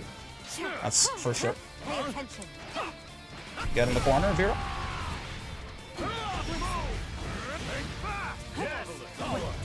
Well done. Oh, no throw punishment? Not well done. I liked. Poorly done, dare I say. He's out of Brave counter distance. Horrible news. I don't know why I thought that would hit her. I just didn't hit confirm it. No escape. Alright. Luminaria, sure. Oh, right. Wait, was this the setup? Every time I fight a Vera who's good, I always remember... Isn't there like there's some setup she has with Lumi where you have to DP it? And now. Vera is the bottom of the top half of the cast IMO. Maybe? Now we're talking. She feels, I mean, pretty good in this patch, I think. That'd be like probably the lowest place you could put her that I consider reasonable. That was the setup? I have to DP it, right? If I spot dodged, I would still like die or something? Not yet. Futile. Step light. Bonk. No escape. Great. Step wonderful. Again. What the fuck? Okay. It's fine. We're fine. These spot dodges are a bad idea, but I have been very bad about punishing them, unfortunately. That is punishable on block. Which, thankfully, this Vera doesn't seem to realize. Oh, I was dead as fuck. Okay. Why am I doing this? Yeah. Only on very specific setups does Lumi actually punish spot dodge. Most of the time, you just don't get the Punisher. I'd say it's still very good. Yeah. Wait, I wanted to... so, hold on. Before I forget. I was thinking about the Sanila match the whole time. So if she just does this in my face... No, it works. Yeah, what? What was happening? Was I like a little bit out of the corner? What was happening there?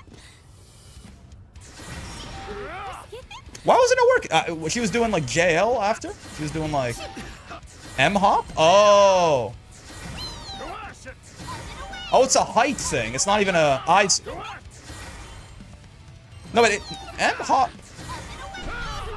It didn't feel like it was a height thing. It feels like she was behind me and I was whiffing. Maybe it was that, though?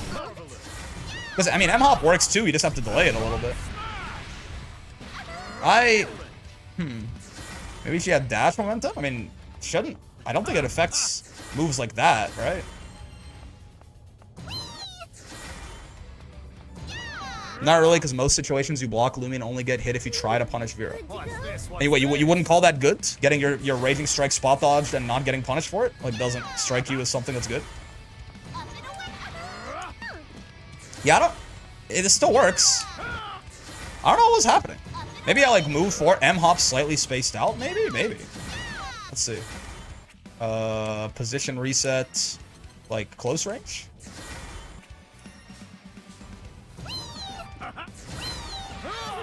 Yeah, I guess I was just 2Hing it too early. And I thought it was, like a distance thing, but I was just like whiffing on the height, I suppose. Yeah, sure. I think you deadass did it early every time, so I whiffed under her. Yeah. That seems to be the most likely outcome. Gotcha.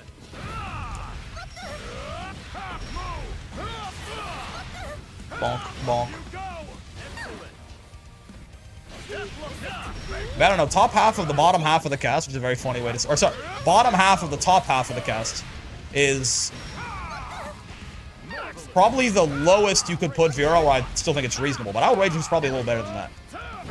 He's pretty strong in this patch, I would say. By my own Off 50, you can try to do nothing into shimmy. Like off this, I assume you mean?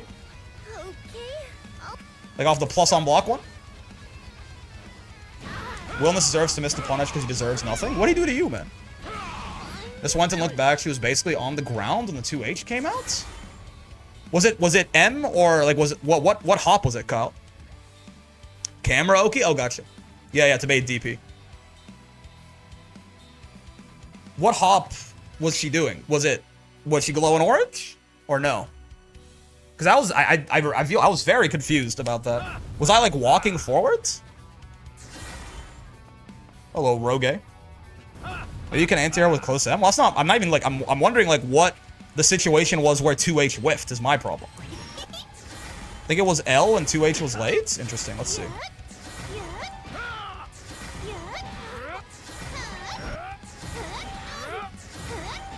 I mean, she was doing like this into that. I remember the one time when it whiffed. Am I missing something? What the fuck was... Did I like walk out of the corner a bit? Like it was something like that? Yeah, it was actually... I see. I like walked out of the corner and did it too early. Yeah. Like that. There's a period where like it's... She hasn't crossed me up, but like she's passed me, I guess? This is really... This is very curious, actually. Hold on. Is this like a Wilnas taking a step thing, or could this happen to anyone? Well, the same thing could happen to anyone, but Grandis has a better, like... I see, yeah. Grandis has a better cross-up hitbox on his 2H. Yeah, like this whole thing where like she's on the other side, but you don't turn around is a universal thing. It's just, Wilnas, I guess, doesn't have the best cross-up hitbox on his 2H, is that true? No, he kind of does. What the hell? I guess it hits a little lower? I mean, it is a pretty specific situation. It just happened twice somehow. Yeah. Like, wait, what? If I can recreate it. Yeah, I guess his cross-up hitbox is just a little bit lower than the other one? GG's mate, that's a tough one for him. I'm just trying to think about that 2H interaction. Also, thanks for the follow. Your 2H will catch it, but it's hard. It actually seems like it's a very specific situation where 2H doesn't catch. Which is why I'm so surprised that shit happened twice. Right? It seems like it catches most of the time. The cross-up hitbox kind of low. I guess so, yeah. I guess so. That's very strange. And yeah, 6P'ing the sheep. I didn't think about that. The fact that because it's not low profiling the fireball, the timing's gonna be a lot stricter on it. You can just walk forward, do a side switch, and combo on us? Yeah. And if you delay the 2H even, right? It crosses up, and then you do this, so it's fine. It's totally fake. Don't tell anyone. No, I mean, you can't hop and not get anti-aired. I'm just wondering about that one particular interaction, basically. Do. Boo. Hello, GBH. Mr. Elzebub. Mr. BH. How are you on this fine afternoon? Do. Well done. DP enjoyer. Oh, yeah, medium knee's a little bit riskier. That bad boy's got some whiff recovery to him, certainly. So true, bestie. What are you doing over there? You love jumping karma. The correct answer. Hit him with the optimal. Emo schnock. What are your opinions on Neela Hop in general? It's really nice for how many save jumps it gives her, but I would say generally the move is, you know, it's like a worse version of like Matera 5U, which I guess makes it pretty decent. But I like it primarily for the save jumps that it sets up. The smell! If the guard button didn't exist, it'd be one of the best moves in the game. Yeah, I mean, you know, it's a Lance 5U would be fucking ridiculous. Lance 5U would be the best move in the game, probably. Oh, I missed my roll. Not like this, man. He knew, man. He knew. He caught my delay tech. Spot dodge is a bad idea.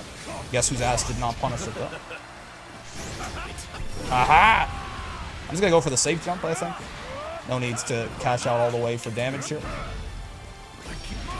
Especially with how much Mr. BH appreciates his DPs on wake up or otherwise.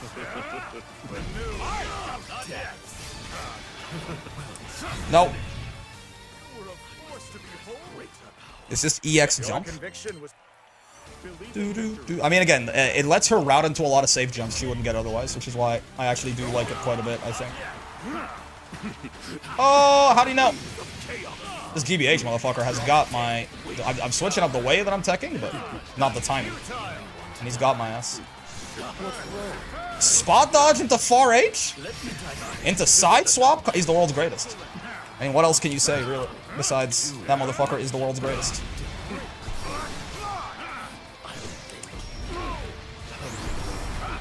That's fair. Balls.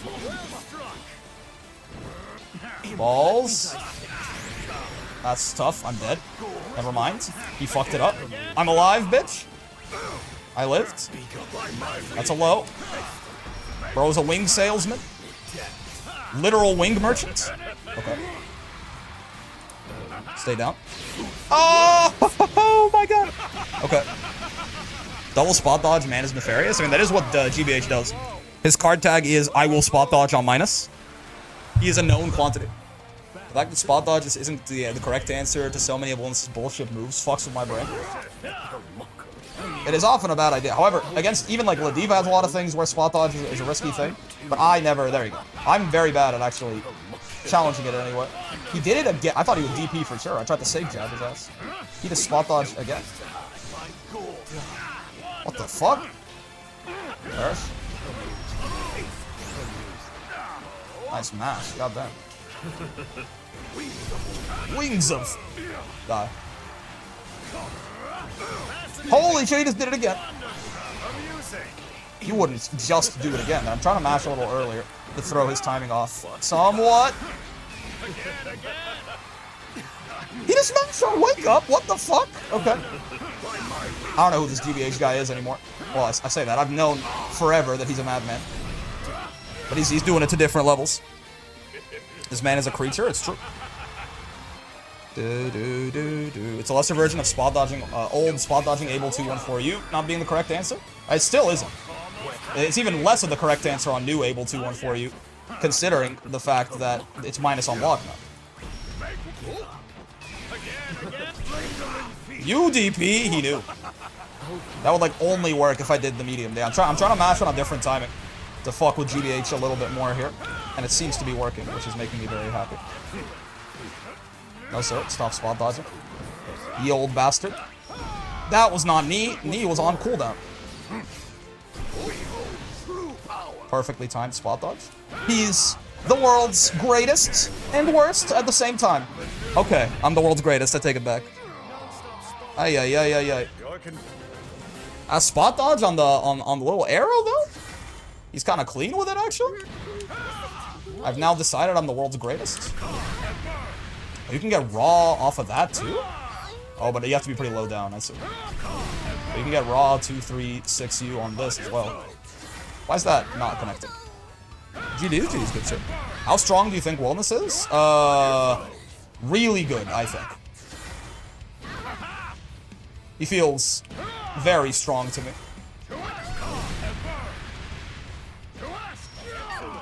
Like, in terms of an exact placement, I don't know, but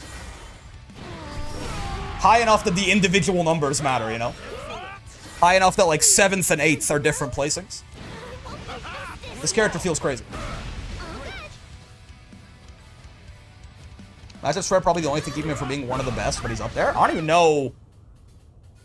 I'm not entirely sure what matchups like really beat the fuck out of him. I haven't played Matera. Like I haven't fought a Matera yet.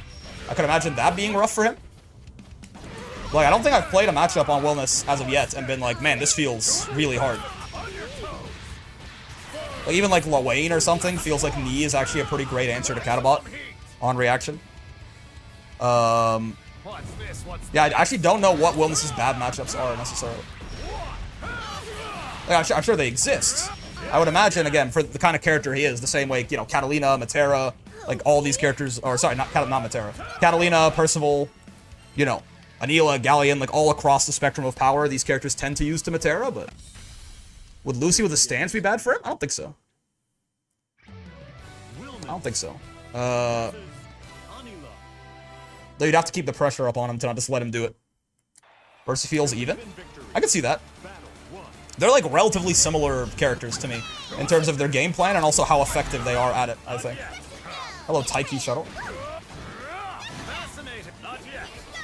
I will say, I gotta like, motherfuckers love DPing against Wilnas. This is not an Anila, this Anila exclusive thing. Motherfuckers love DPing against this guy. I gotta like find more spots in my offense to bait this kind of shit. Oh, HA drawn a little bit more punishable. My 2L minus 6 is RNG. Oh, rare footage of Hadron with it. Die. Lucy's good into Percy.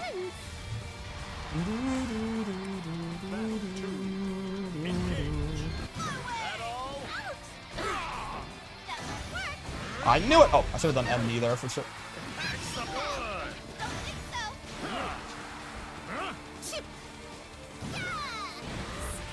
Oh, wait. 1, 2. Oh, I should have done the safe jump. What am I talking about? I don't have the meter to do anything more, man. Perish? Yeah, just keep it simple, I guess. It kills me when he just stands there. Yeah.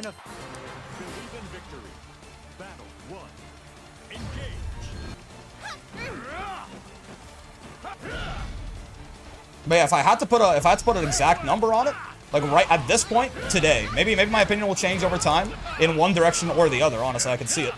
I'd probably put Wilnas somewhere like vaguely top 5. He feels genuinely that strong to me. Maybe I'm a silly guy. Maybe it's gonna age poorly.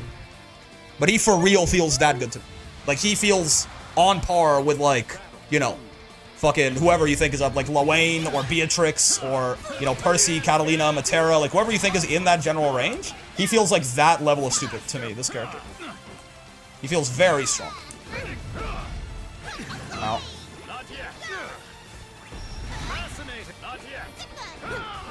I feel like I really don't feel him not having the 6XL, you know what I mean? Which, I mean, theoretically should be his biggest weakness, certainly. But I just don't feel it.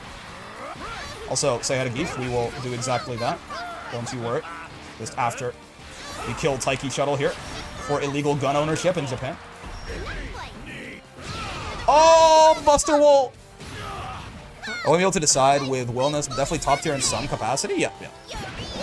This character does not feel good, he feels great, honestly. I don't see it, he's pretty slow, you can DP him easily. What are you afraid of? 2 5Ls? This statement is worded so extremely that I actually have to assume you're joking. Can DP him easily, by the way. What do you mean 2 5? I actually don't even know what you could be trying to get at with that. I feel like I'm becoming the guy who every time someone says something who disagrees with me, I'm like, what the fuck are you talking about? But I feel like most of the time people disagree with me, they say some like fuck shit.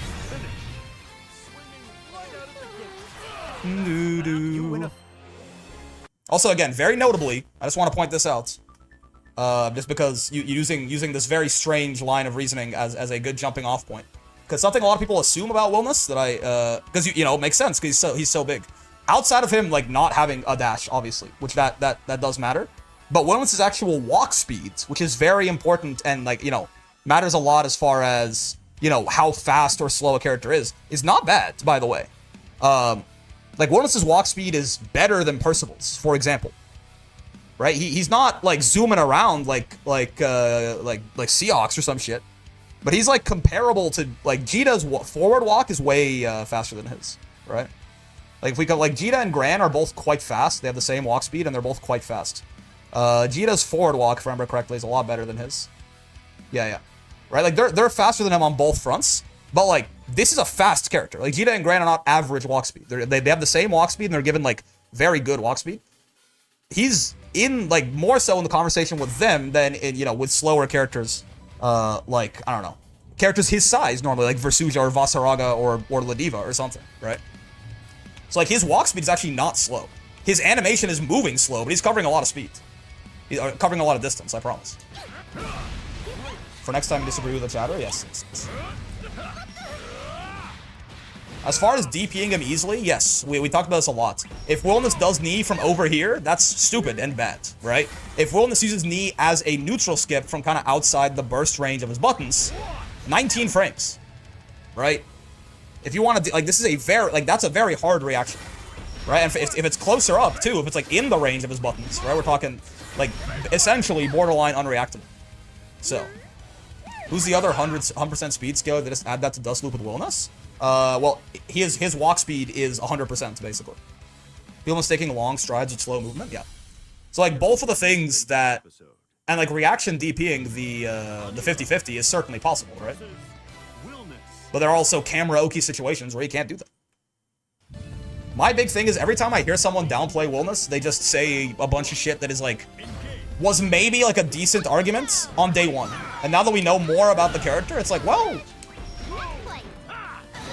I don't know where you got your opinion from, but I think it's a little outdated, is all I'm saying. Oh.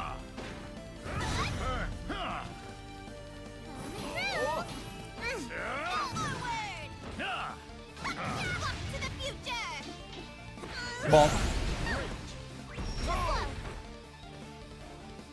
Oh, nice. They got DP on the brain, clearly.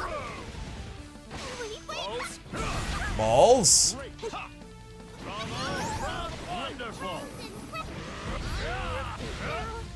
Bonk. What happens when you fight someone without a DP? I mean, we can factor in that meterless DPs are you know, they work against his neutral skip. You know who else that applies to? Literally everyone with a meterless DP, right? Are we gonna say that, you know, Sora's Dash Punch or Ladiva Lariat or any of these other ones are also shit neutral skips so you can DP them on reaction? That's one of the best things about having a meterless DP is the ability to stop neutral skips like that. But it's still, like, it can be difficult to do if they're spaced out well. And they are still, like, very threatening moves. Like, you're not gonna be DPing it from that range. It's just probably not gonna happen. It's too hard. You have to do that shit preemptively at that point. I don't know who else has 100% on either of the walks, though, Floral. I'm not sure. They exist. Someone we played recently had 100% walk speed in one of them. But I forget who and which one. But yeah, here, for example, you can't really reaction DP that shit, right? People say, oh, look at his skill icons. He can low without using a skill. And even then, the skill icon's on screen for 18 frames, like the Flash. So it's a hard reaction even then.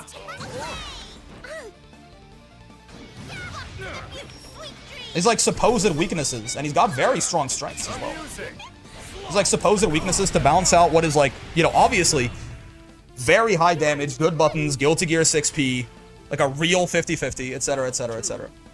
Everyone who says look at the skill icons is not looking there either. Yeah, it's hard. Like even that's not easy to, even that's a very difficult reaction check. Now, it's literally the only thing on your mental stack because you're just falling. So at that point, 18 frames is much more doable, certainly. But even then, it's not easy, right?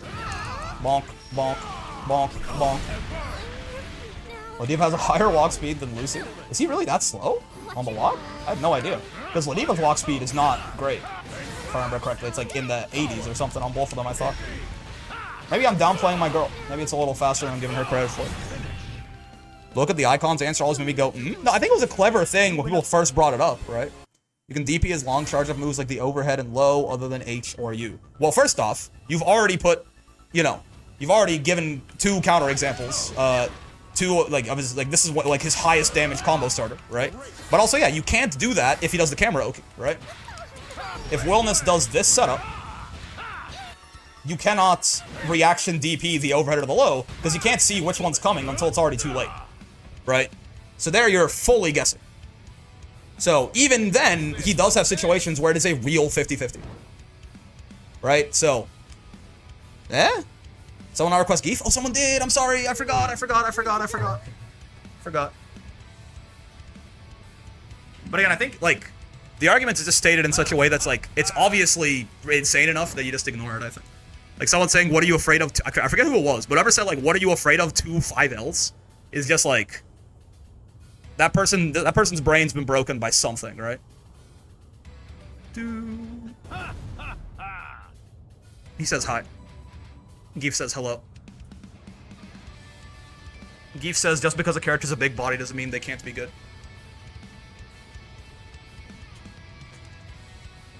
I did not realize Lucy's walk speed was so slow. That's crazy. Because, yeah, Ladiva's in, I thought, the 80s. Yeah, yeah. Her back walk's not so bad, but her forward walk is really bad, right? And then, wow, look at that. He's slow.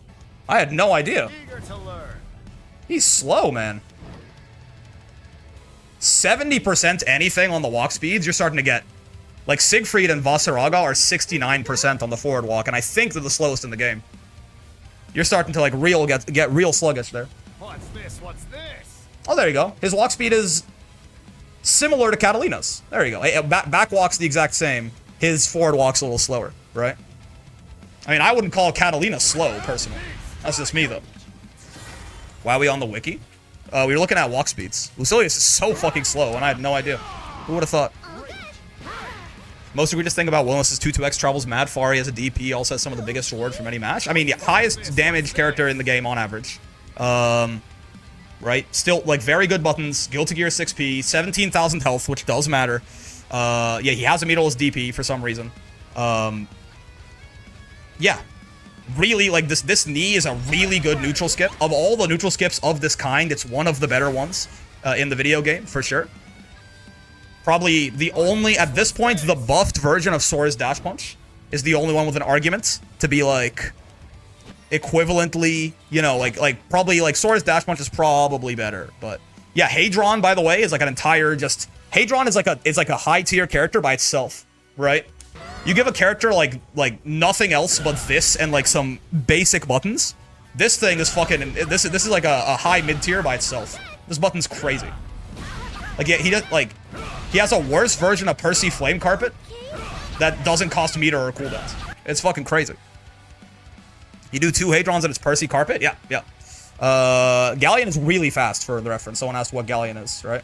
111 on the back walk is really, really fast. Her forward walk is not, like, exceptional. It's, like, okay. But this 111 here, I think there's only 1 or 2 other characters that have a faster back walk than Galleon. I think it's, like...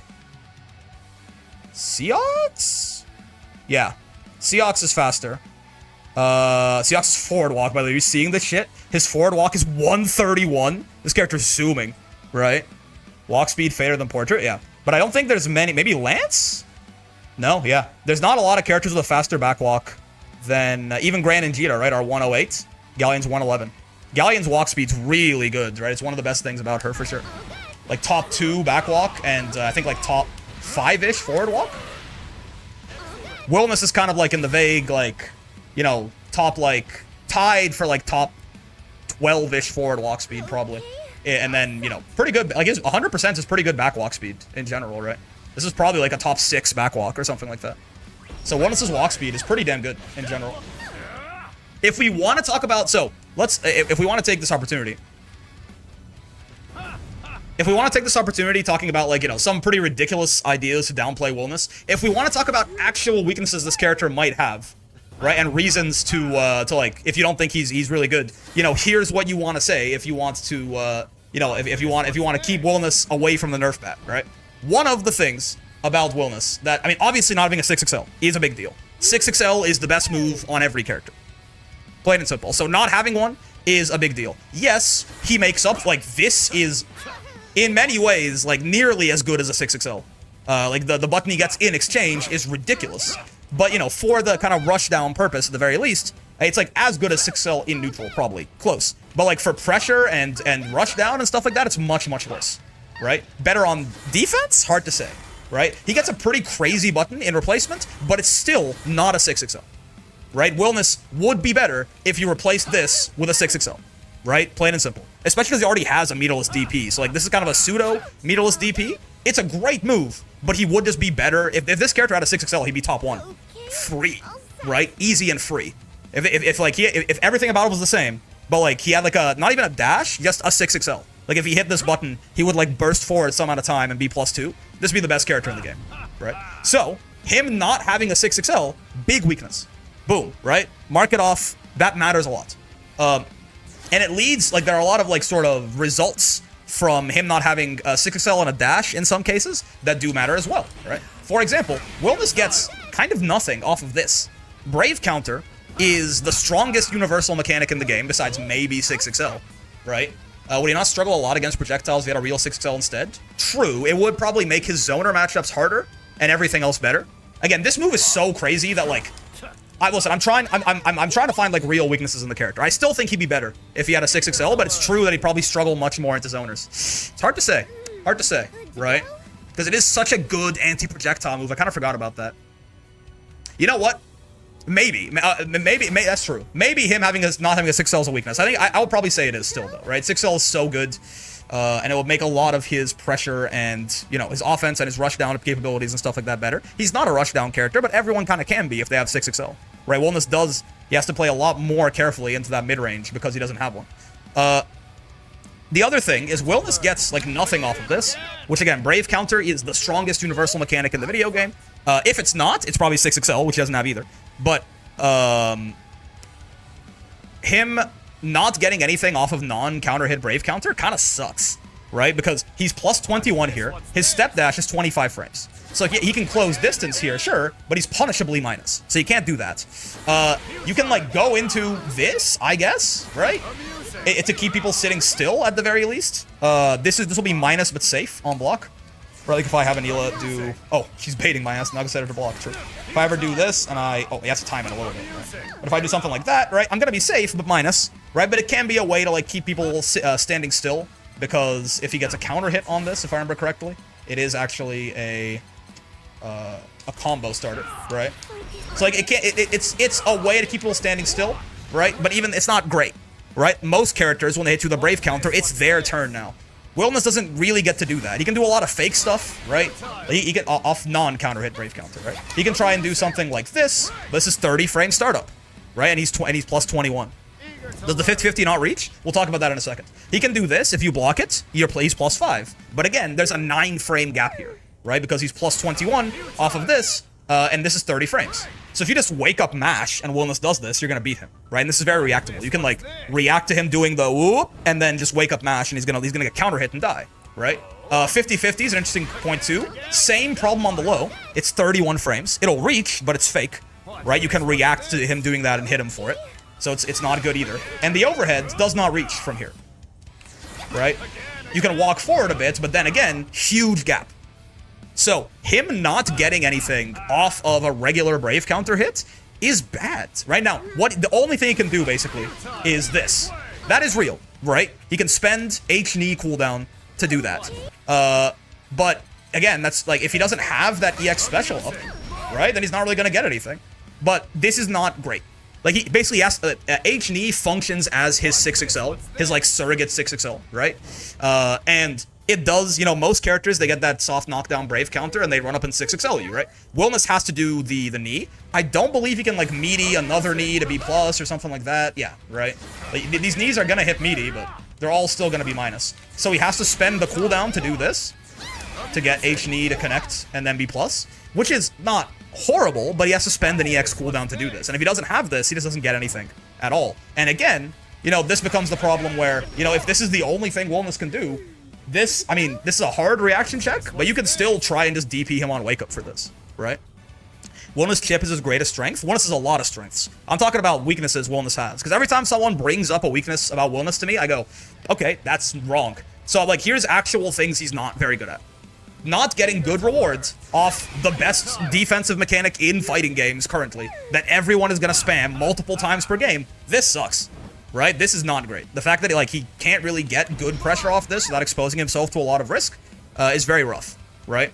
Otherwise, him not having a 6XL kind of sucks. Certainly, 7 frame close L. This is bad because this means his slow close buttons, in particular his close L.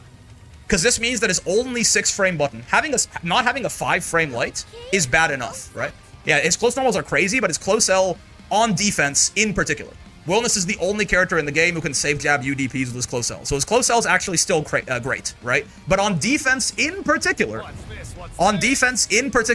Wilnas's close L is really bad because 7 frames. Only 2 other characters have this indignity, right? Vasaraga and Versuja. Versuja has a 7 frame close L. Well, she doesn't have a close L at all, sorry. But her lights, you know, she doesn't have a close L, but this thing is 7 frames, right? And then Vasaraga also has a 7 frame close L. How can he save jab by UDP? There's a universal rule in the game where after your close L, there's a frame once you're done recovering where you cannot block. This rule does not apply to Wilnas for some reason. I'm not sure if it's a bug or not, but as a result, Wilnas can save jab UDPs just by meeting with his close L. Character's bad, by the way. But yeah, Voss also has this problem. Now, you may notice Wilnas can save jab UDPs. Yes, I forget the setup for it now. I forget the setup for it.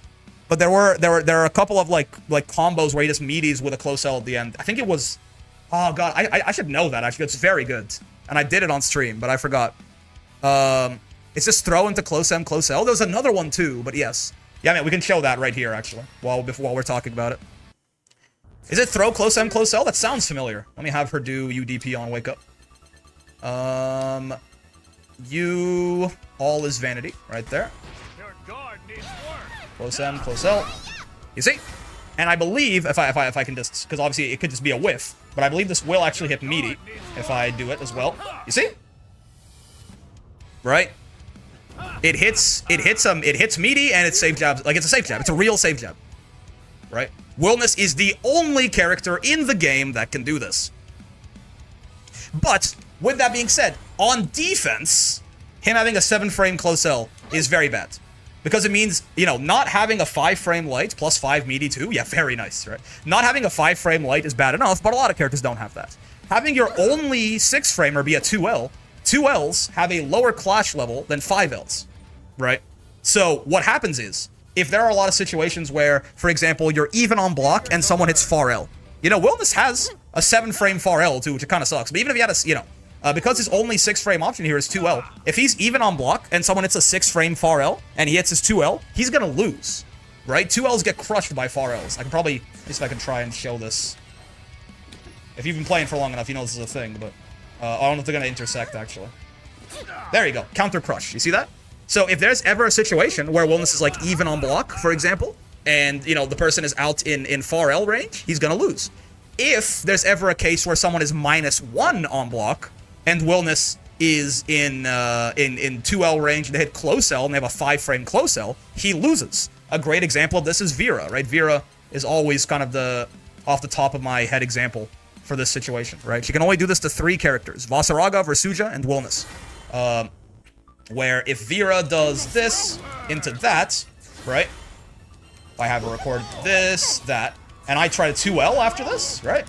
Counter crush. Even though she's -1, right? You see this? Like, Vera is -1 here, but it's not my, oh, let me have her just do the move normal. She's -1 here, but it's not really my turn. Now, with the caveat of she has to space this out just out of throw range, right? There are ranges where you'll be outside of throw range, and still in close L range, so it's a little hard to set up, right? But because if she's really close to me, obviously, if she's just doing this, right, and she mashes, and I like can throw her, then it'll be fine. But there are places where she can space it out where she's outside of throw range, but in close L proximity still. And that's something she can only do to Vasaraga, Versuja, and Wilnas. Soriz has a bully here as well, right? RPS is still good for her. Yeah, even you like going for throw there, even if you are up close, it's still nice that, you know, if she's minus, but it's her turn, right? Soriz can do his 214H here. Nope. Soriz can do 214H here, and he's +1. It leaves him in far L range, and his far L is 7 frames, right? So you'd think, like, oh, I have a 6 frame button, he's got a 7 frame button, you know, we'll clash. No, we won't, right? Because his far L is 7 frames, and his far L is a higher attack level than my 2L. So again, if I record Soriz to do this, and I do 2L, counter crush. Right? So there are lots of situations on defense where only Versuja, Vasaraga, and Wilnas are going to lose out in those defensive situations. Not just because they're, you know, it's like the symptom is that they have a 7 frame close L, but specifically it's that their only 6 frame button, right, is a 2L. right? So that's another big weakness on defense for Wilnas. Now, his defensive reward is insanely high, right? Like, even off just like 2L, 2L, 5L like this, he gets ridiculous, insane, like, stupid damage.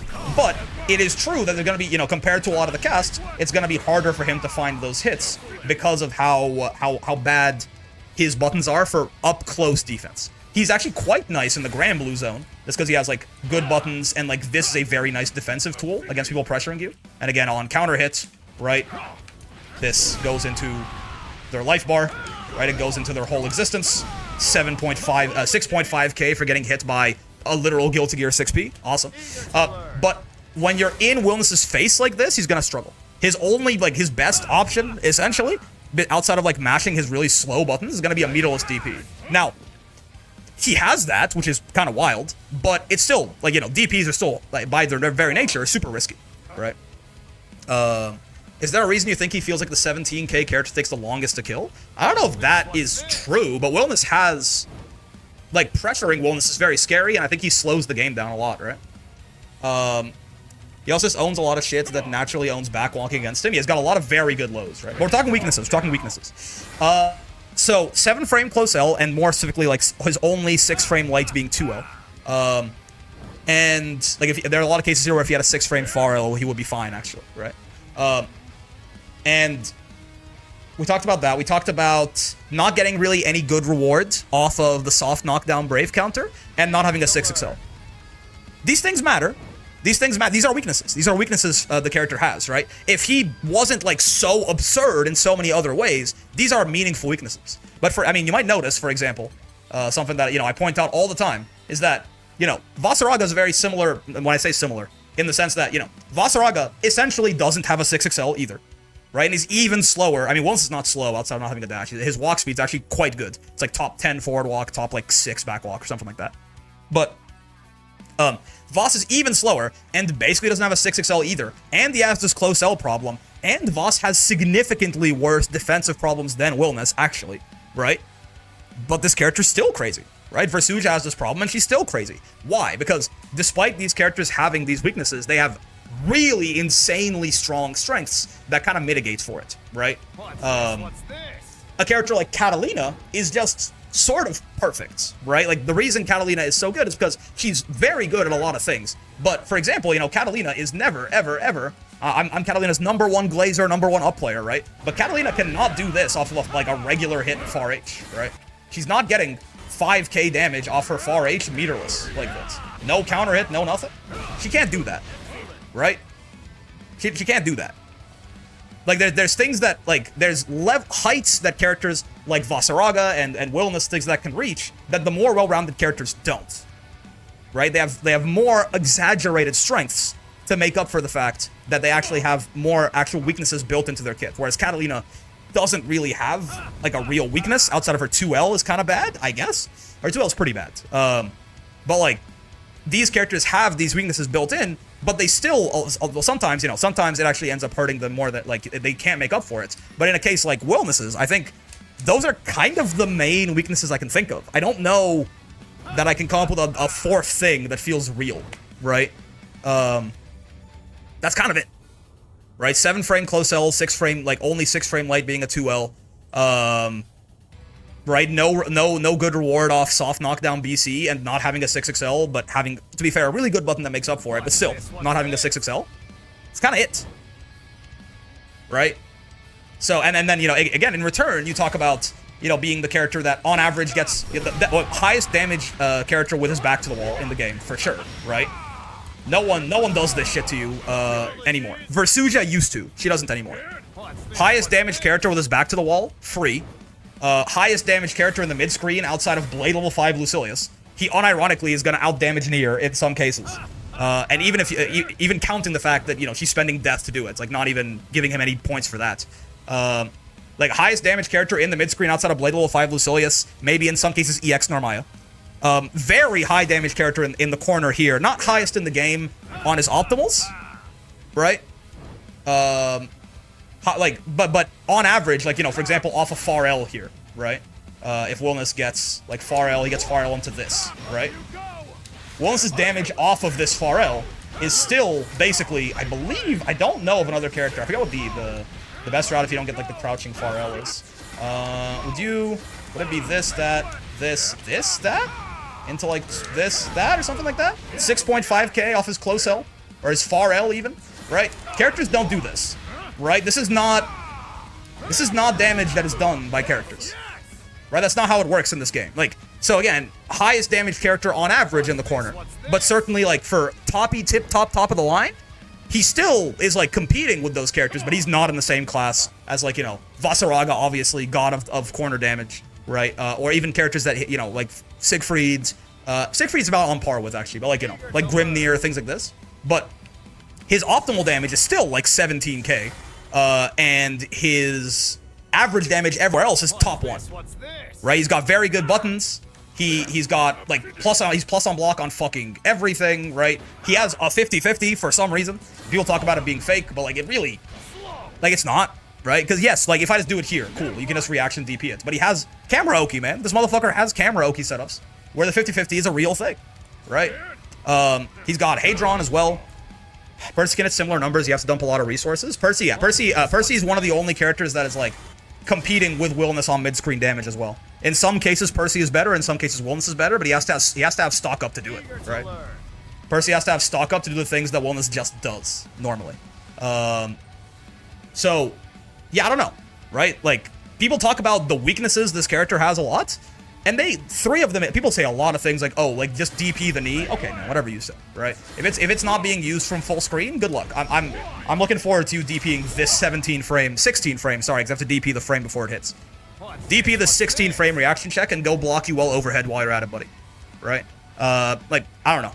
People talk about a lot of things that just aren't real as weaknesses for this character.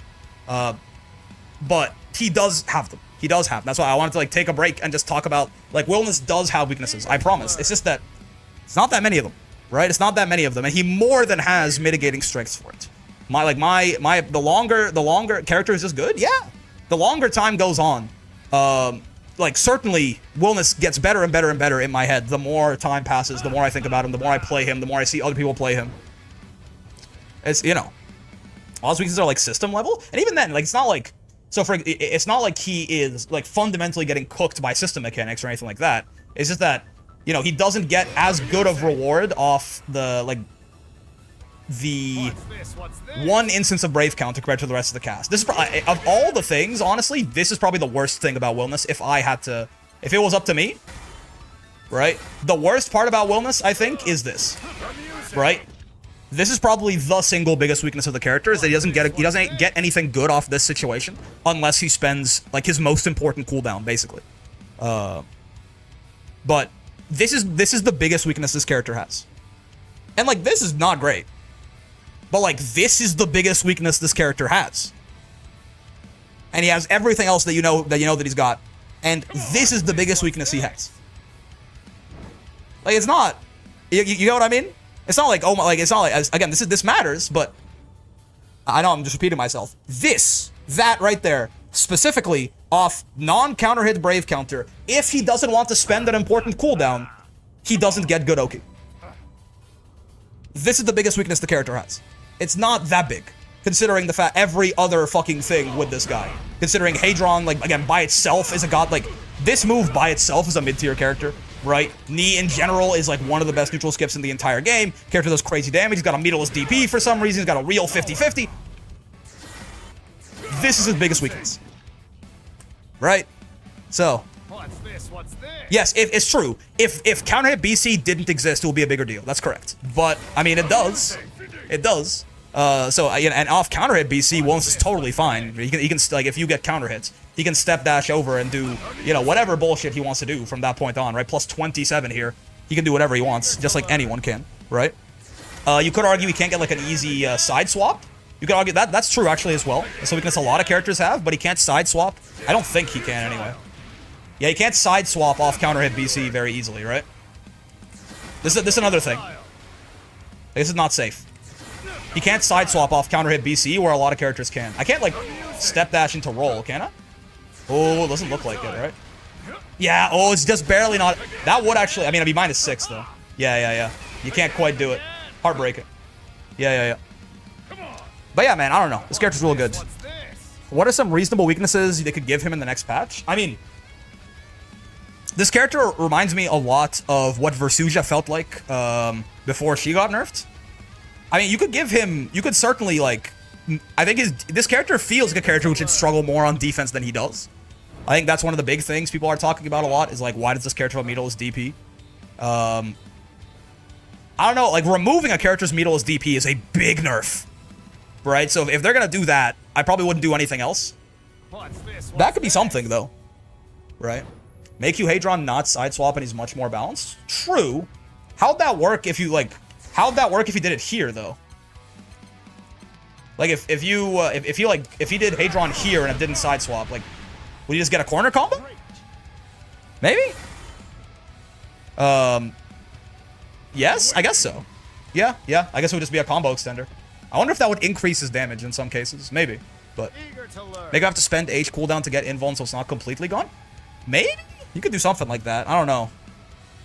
Make his 6p just projectile invuln instead of full invuln? I mean, it's not invuln, it just shifts his hurt box, right?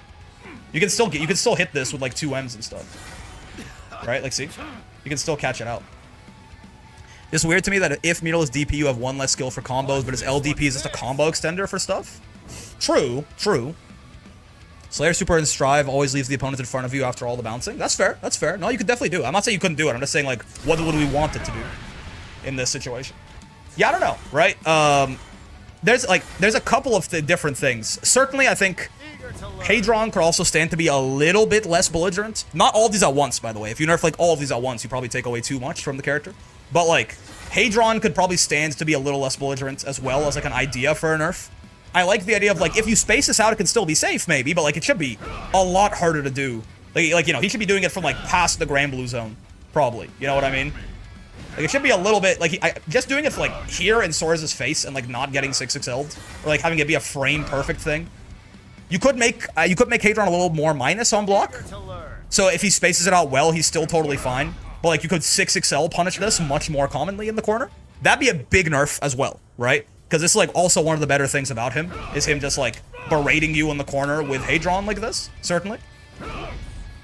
So, I don't know. There's a couple of ideas, certainly, you could take away from him. You could make the overhead much more minus on block as well, if you want. Like, if you made this so he couldn't just space it out. It's like one of the funniest things about this right now is Wilnas' 50/50 is pretty much entirely safe outside of you DPing on reaction. Right? So if this was like -6 or something, so you could actually far L him and get a combo every time you block the overhead. Right?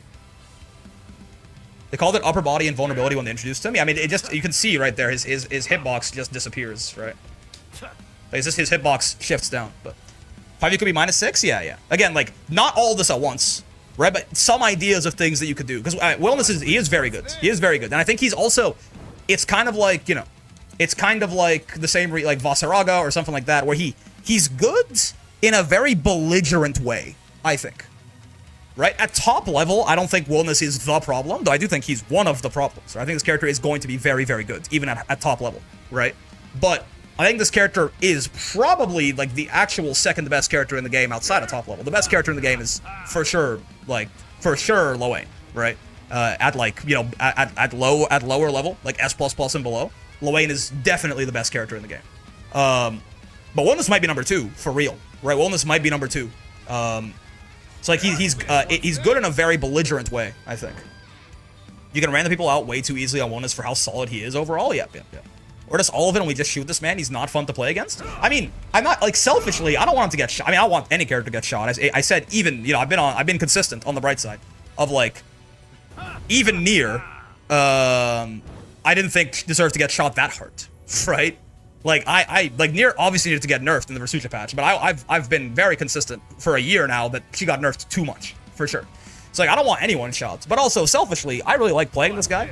I would certainly like if, you know, some things about him were a little bit less belligerent, but I would still like him to be good. It feels fun to play strong characters, right?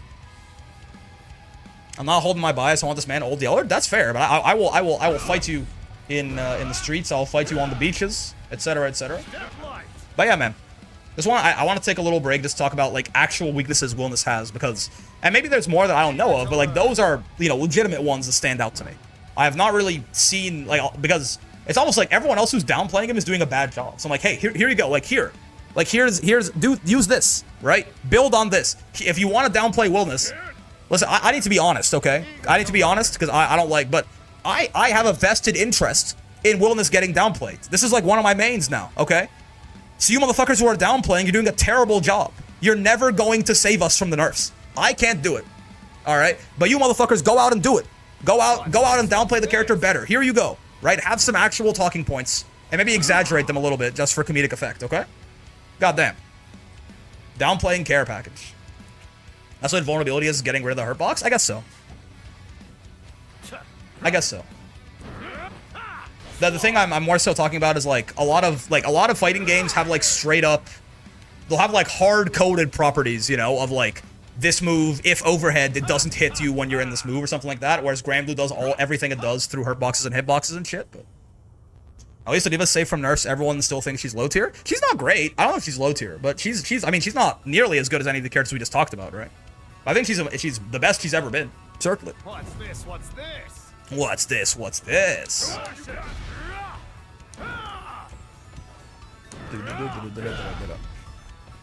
My character just makes her existence null. The Percy matchup's real hard, for sure. Lydiva's arguably high tier now? The fuck you mean? Yeah, I mean, arguably. I would probably place her, again, either somewhere there, like bottom end of there, or low, or higher end of mid tier, personally. I don't think she's low tier, though. I don't know if she would be in the nerf bat scopes, though, is my point. Granblue players, when asked to fight a grappler like a grappler. I mean, she does have a lot of ways to bypass. They're high-risk ways, right? That's why instead of being an upper body invul and have it be upper body projectile invul. That's an interesting idea, certainly.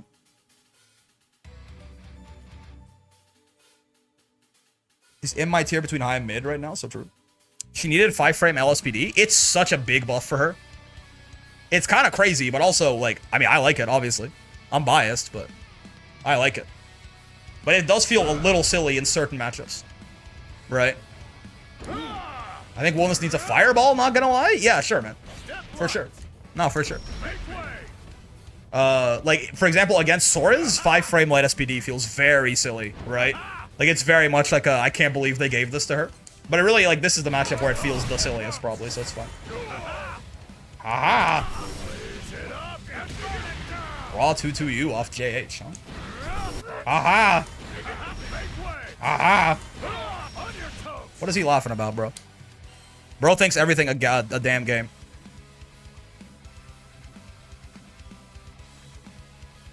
Boom. Wilnas to me doesn't seem reasonable to fight at the moment unless you have a meterless DP. I mean, it is, if you don't have a meterless DP and your name isn't like Matera, you probably are gonna have a very hard time for sure. He bullies meter DP characters very heavily. Though to be fair, I mean that is kind of like, you know, that's kind of like all the top tiers be doing that. Oh wait. He's laughing at all the characters who don't have meterless DPs. That's true. That's it is. Yeah, it is. Because, like, the 50-50, like, one of the easiest answers is reaction DP, right? Like, bad, like, poorly done, like, two-spaced knees. The easiest answer is DP as well. What's this? What's this? Like, it's real rough, certainly. If you, Evil Matera, she might just die once Wilnas gets in. Oh, for sure. He's gonna turn her into Silly Putty, but Matera's zoning is very powerful. Despite Wilnas having, I think, a good kit of, like, anti-zoning bullshit to work with, Matera has, like, she is the wall, right, of the game. As far as just throwing constant bullshit your way. Believe in victory. Battle one. Doo-doo.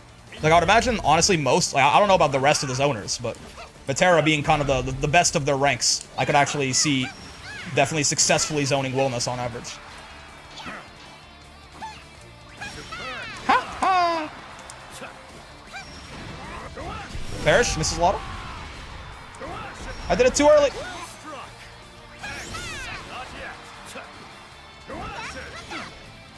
Oh, I just wasn't... I straight up, my brain stopped. I wasn't holding the guard button, and I didn't block overhead. I got high load and left-righted right there. Speaking of characters getting shot, Matera's 5L needs to perish? I don't think that's the... I mean, it's a good button, but... I think it's the Rain of Arrow and you Butterfly are what are actually causing the problems there.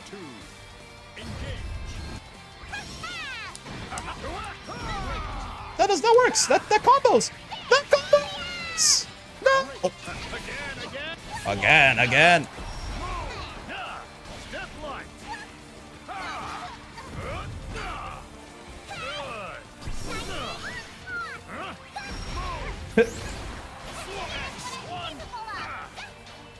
Me when here's what I'm capable of. I saw orange glow. I thought it was demon flip. I'm not gonna lie to you. Perish.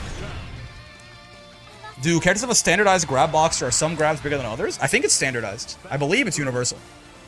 In terms of throw range and also, like, throw boxes, right?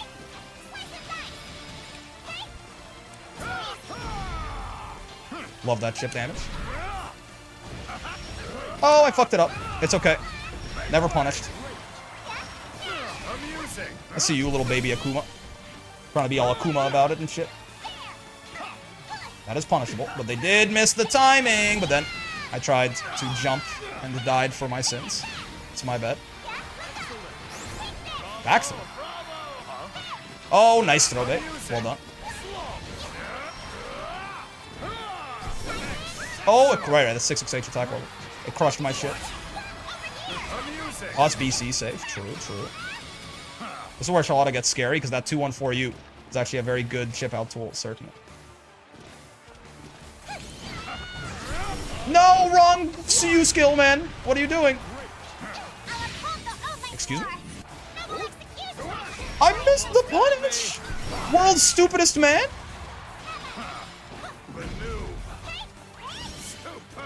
Oh my god. Ay. Ba-da-da-dum. Sometimes I feel like Narmaya has a bigger throw range than everyone else. I think it's just that Narmaya's throw is one of the scariest in the game because of how good her throw bait is, right?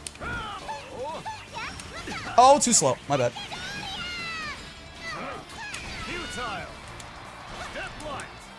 Step lights. Sure. Me one Helmbreaker. Guys, it's the anti-2H move, I promise. Haha! You're dead, and I did the combo wrong. Well, actually, no. Are you? That'd be the best thing I could have done. Oh! Thinking that's what I should have done. Wanted you back, but when the truth is you always come in second to rap, I'm not mad that you wouldn't come. Okay, that's my bad. Ah! Oh, wait.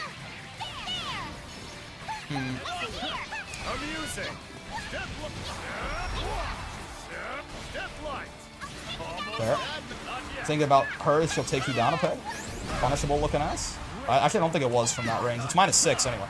Even if it was, I was punishing it with the wrong thing, for sure. Perish Ramirez. Give me my safe jump. I blocked, man, I promise. What the fuck? I thought I would have whiffed my 2H there, I'm not gonna lie. That's a problem, I'd say. Bum bum bum bum bum ba ba bee ba ba bee ba ba ba. Dylan saying Narmaya has magnet hands for forever? I don't think it's true though. I think it's just that, again, grab range is universal. Smaller characters are gonna grab from the same distance as Wilnas, despite looking like they're not reaching as far, right? Your throw range has to intersect, I mean, with like half of the character's grab box, I think, for it to actually count as a throw. Have you seen the Who Can Hawk Tua in Smash Melee video? It's scientific. You know, no, I haven't, believe it or not. Bye-bye. Bye-bye. That H dash punch buff is crazy, man. Here begins Fate's episode. Bum bum bum. Wilnas. Bum bum bum. Yeah, getting put in the corner by Percival's Diva is a real tough time for sure. You're gonna end up having to do like some really high risk shit, like 2U, or like a roll through a far H or something. Get ready, hun. This matchup is interesting because on the one hand, you know, the Diva doesn't have a meterless DP, which is very funny. On the other hand, Wilnas, whoa, I've never seen that before. It's because I backdashed it. Wow, I don't think I've ever seen EX headbutt be outside of throw range on the third one. Oh, nice.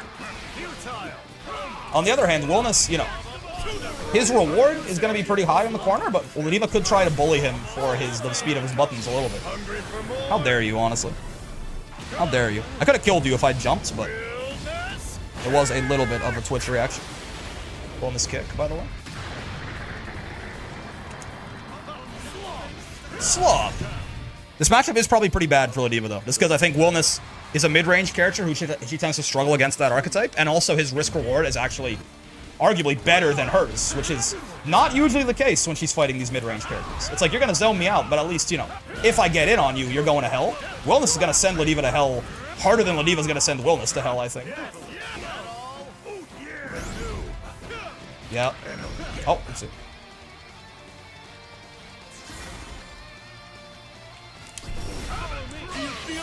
He's the world's greatest. Holy shit. That's actually, you know what? I knew that Uni was a bad idea, but like that was... Oh, he didn't 720? Never mind. He's only the world's okayest. Woo! Okay. How did he know? Wow, that's crazy. Because like my shit was on cooldown, but he just guessed I was going to UDP again. Very clever. I'm out of the loop. When did this guy get here? Wilnas? A month ago? Something like that? Is that where we're at now? A month? Oh, spot dodge, that's a bad idea, but I'm never ready for people to do things like that. Oh, should have spot dodged that. Honestly, just wasn't paying attention to what was going on there. Bonk, bonk. On your toes, Ladiva. Give me my brave point back is what I would say. If I wasn't ass. They buffed our reversal. It's still not that good. Almost a month ago after Evo? Yeah. Oh, it was August 5th. Right, I remember that. Almost a month ago. The crazy SBA, but no 720. I will say it was like a little bit of an aura loss.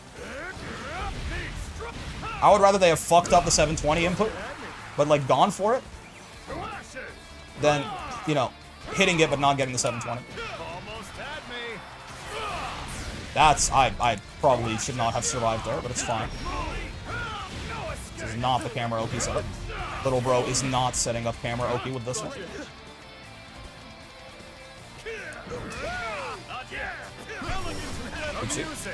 I've been scanned. To you? No! Oh! Okay. Ah! Okay. It's bad. This is not gonna work, I just realized. She's too high up in the air. No! Okay. Or she's not high up in the air enough, rather. His SSBA is, like, decently quick, too. 12 frames. I think you need to hop in to try play your Wilnas on ranked. I'd be very curious. That Voss matchup is also very strange. Oh, that's fair. It's kind of like Ladiva's Meterless DP, to be fair, so... Makes sense. She'd be throwing that out. Ah, it's not a good idea. I'm never ready for it. Spot dodging H is a bad idea. The other ones, it could be a much better one, but... Or, namely L and U. It's a good idea to spot dodge those, but... Spot dodging H is usually an invitation to get throw punished. Seems not so well in his favorite. I want to put you on some funny counterplay. I could see that. I think he struggles a lot when Voss is in his face with Soul Forge up, which I mean most characters do, but I think Wilnas doesn't really have a good armor breaking move up close, and Hadron is like pretty situational. And that's also a bad idea. The spot dodges on all of these are all deaths, man. They're all deaths. I just keep not being ready for it at all. Oh, speaking of, I should be spot dodging those.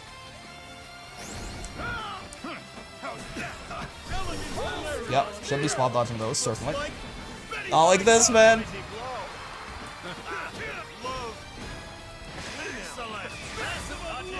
I tried to super! Where's my super? Okay, that's tough. Well, time to guess for game. Yeah, that's fair. Ow. I had to start punishing, at least throwing some of these spot dodges. Do-do.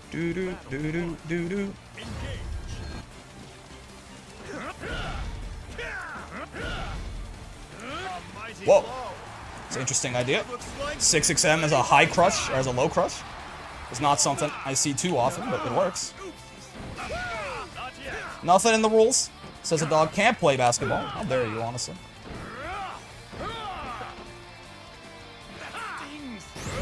bonk, bonk, bonk, bonk, bonk, bonk. Give me your brave points is what I'm looking for here.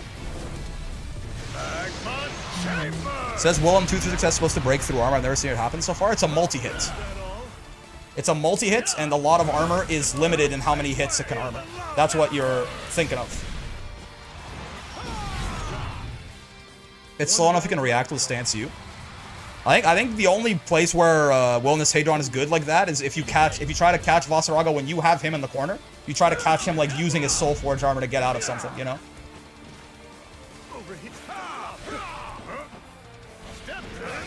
Like if you do like button into M Hadron on block and he tries to like stance out or something like that, that's where Hadron can be like the anti. Nice, I tried to jump.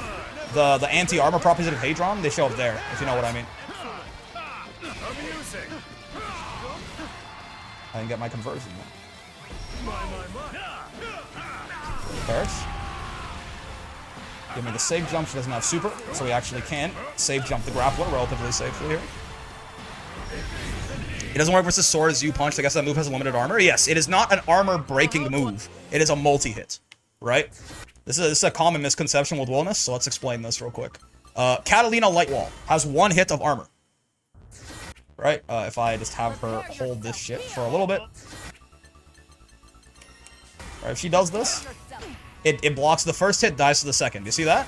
That's where Hadron is an armor-breaking move, because it's a multi-hit. Right? So that, you know, it'll break Catalina's Lightwall armor. Vasaraga, his Soul Forge armor.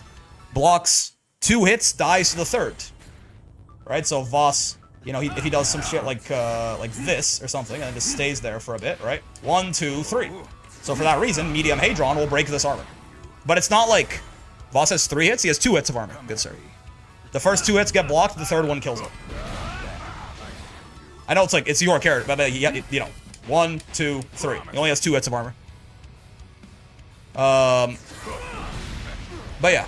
So, that, like, again, it's not an anti-armor move, it's just a multi-hit. And a lot of armor in the game, not a lot of them, but some of the armor in the game loses. Like, it only armors a certain amount of hits, right? I'm gonna die on third? Yeah, I got you. But yeah, in general, I mean, against Vasaraga, you definitely don't want to just be... You can, like, if you can try and, like, catch Voss slipping with Hadron, right? Like, 20-frame move, you know, all of this, but... In general, I think the best place is actually to do this is like if I have Vasaraga say try to 5U or yeah, stance up on block, right? He does this very often, right? Where like, you know, Voss is in pressure and when he has Soul Forge up, he can like use his armored moves to try and like cheat his way out, right? Stuff like that, I think, is where Hadron is good, right? Because then like before, like as he's trying to do the armored move, you send him to hell, right? Or similarly, you know, if he was like trying to do like a 5U or something like that. Certainly it's better for him to do his stance, but like, hypothetically. If you tried to do like 5U on defense or something, right?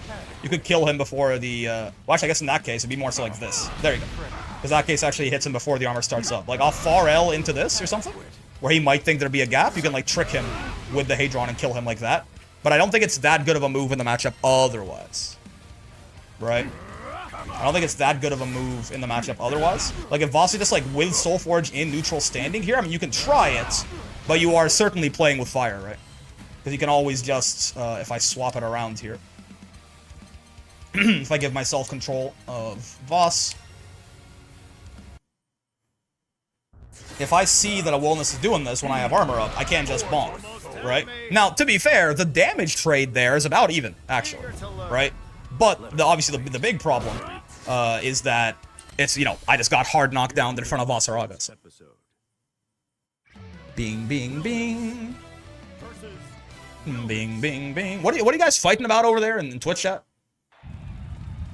The YouTube chat scholars were talking about the anti-armor properties of Wilnas Hadron. What's happening?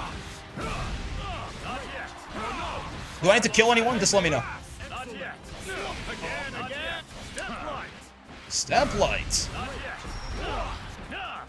Ah. Minus frames at the jump. He's the world's bravest man. Okay.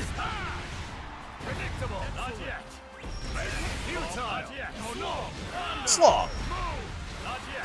Ah. We are swinging. Up you go. I just said hi. Hello, Crazy. Grapplers are bad design because a looping 50-50 is annoying, is the argument. Interesting. I can at least see the vision of, like, grapplers. People don't like fighting grapplers.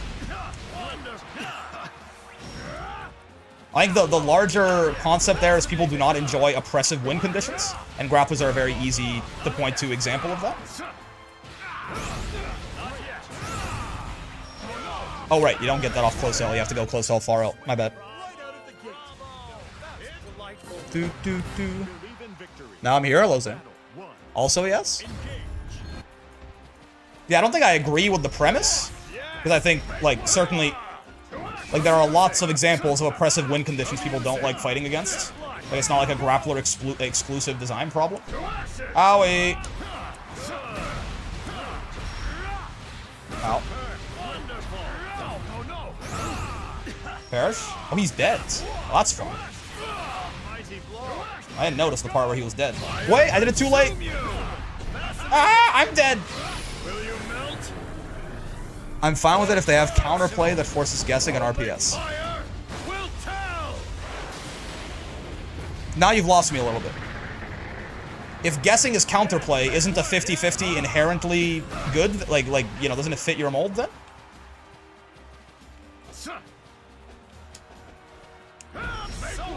Ah. I think so many characters have options to keep you or yourself out of that position. Anyway, I mean, by that logic, usually grapplers have a lot of counterplay in that it's hard for them to get into their win con. But I don't know if I'd be considered too biased to have this conversation.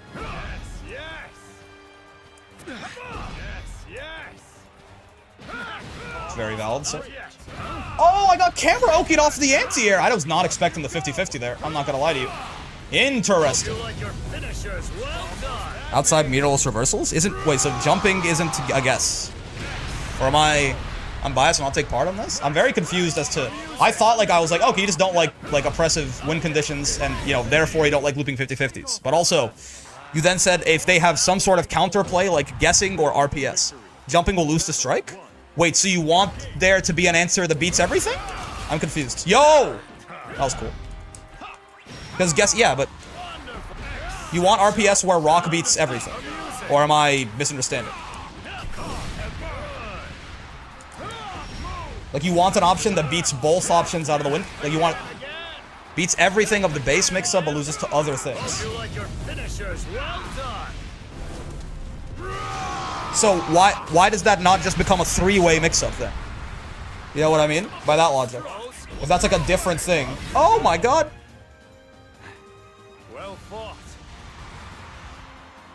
Because not every character is a mirrorless reversal. No, I'm saying, like, I'm not even talking about the command grab thing. I'm talking about specifically in the case of, like, if we create, like, you know, the kind of guessing game that you like, where it's actually, you know, like, you have one mix-up, you know, both options lose to one option, but it loses to a third option. Right? Why is that not then just three-way mix?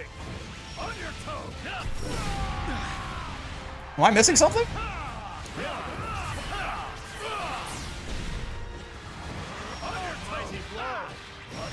Like, is this because it's not technically the command grab mix? I'm very confused. No point complaining, this game overall has terrible defense options, but the characters are fun. What? That is a new one. That's a new one. Am I losing? Is something in the water today? Is something... I feel like there's been a very high proportion of people saying very weird shit in chat today. Am I missing something? This game has maybe the single best defensive option in at least modern fighting game history? In Brave Counter? Yeah, and like, there's very little real mix in this game. Delay teching is super strong. You can tech throws by mashing buttons. Am I losing my mind? This game has the strongest defense of any modern game by far. When I say modern, I mean for the past, like, 10 years. Everyone has TOD combos? No. First off, literally no. I did a whole video on that, and, like, about half the cast doesn't. And even then, it's only if you're outside of Brave. Cap? What's this? Am I... Am I crazy? You can't use Tekken versus Grappler offense? See, okay, now there's two crazy takes happening at the same time. One person doesn't like the concept of RPS, and one person thinks Granblue has bad defensive options. Maybe certain points of Strive have had stronger defense? Maybe? I'm so confused. Yeah. They're like, I'm talking about two insane things people are saying at the same time. It's bait? Maybe? I got kind of bored of just assuming everyone who says something weird. You only have guessing with jumps and backdashes and mashing. Why is that better than guessing with anything else? Feel like getting bait? I'm very confused. Why is guessing with backdash or jump better than guessing with like a different thing? Am I missing? What's this? What's Today is this? just say shit day? Rage bait? No, it's two different things. Chrono was talking about a different thing from earlier. Is this hurting my head? Like, do you not like because delay tech doesn't lose to layer 1 strike? Yes. What's this? What's this? Something has to lose to layer 1 strike though, right? Otherwise, if layer 1 strike isn't real, then it's not a layer, and the next thing becomes layer 1. Am I stupid today? If layer 1 strike doesn't beat anything, then it's not a layer, no? Eager to learn. We're playing a fighting game, everything is guessing? Yeah, and those options then force both options to lose to another option. What? Yeah, and this person is yeah, and incredibly those smart options and then practical. force both options to lose to another option. What do you mean by that? Those options then force both options to lose to another option.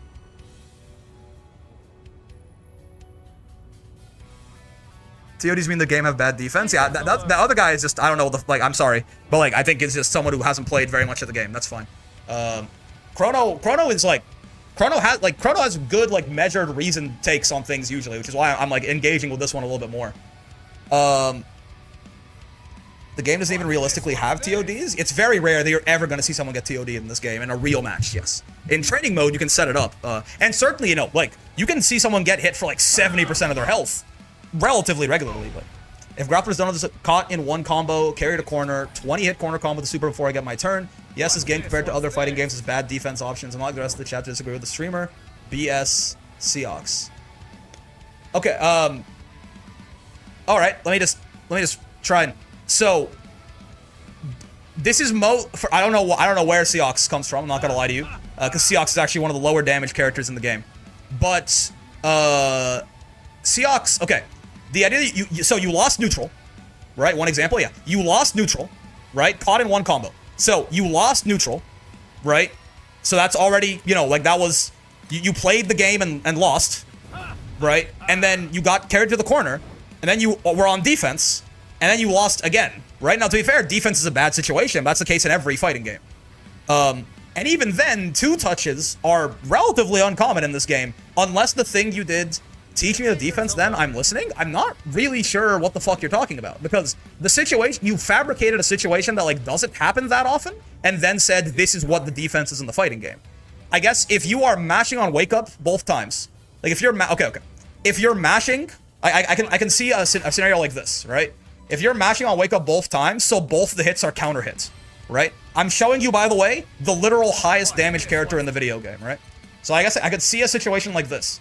If you are Gran right here, and you are mashing at all times, so you're always getting counter hits. I could see a situation like, oh yeah, sorry, we're not blocking in this case, because blocking doesn't exist in this game.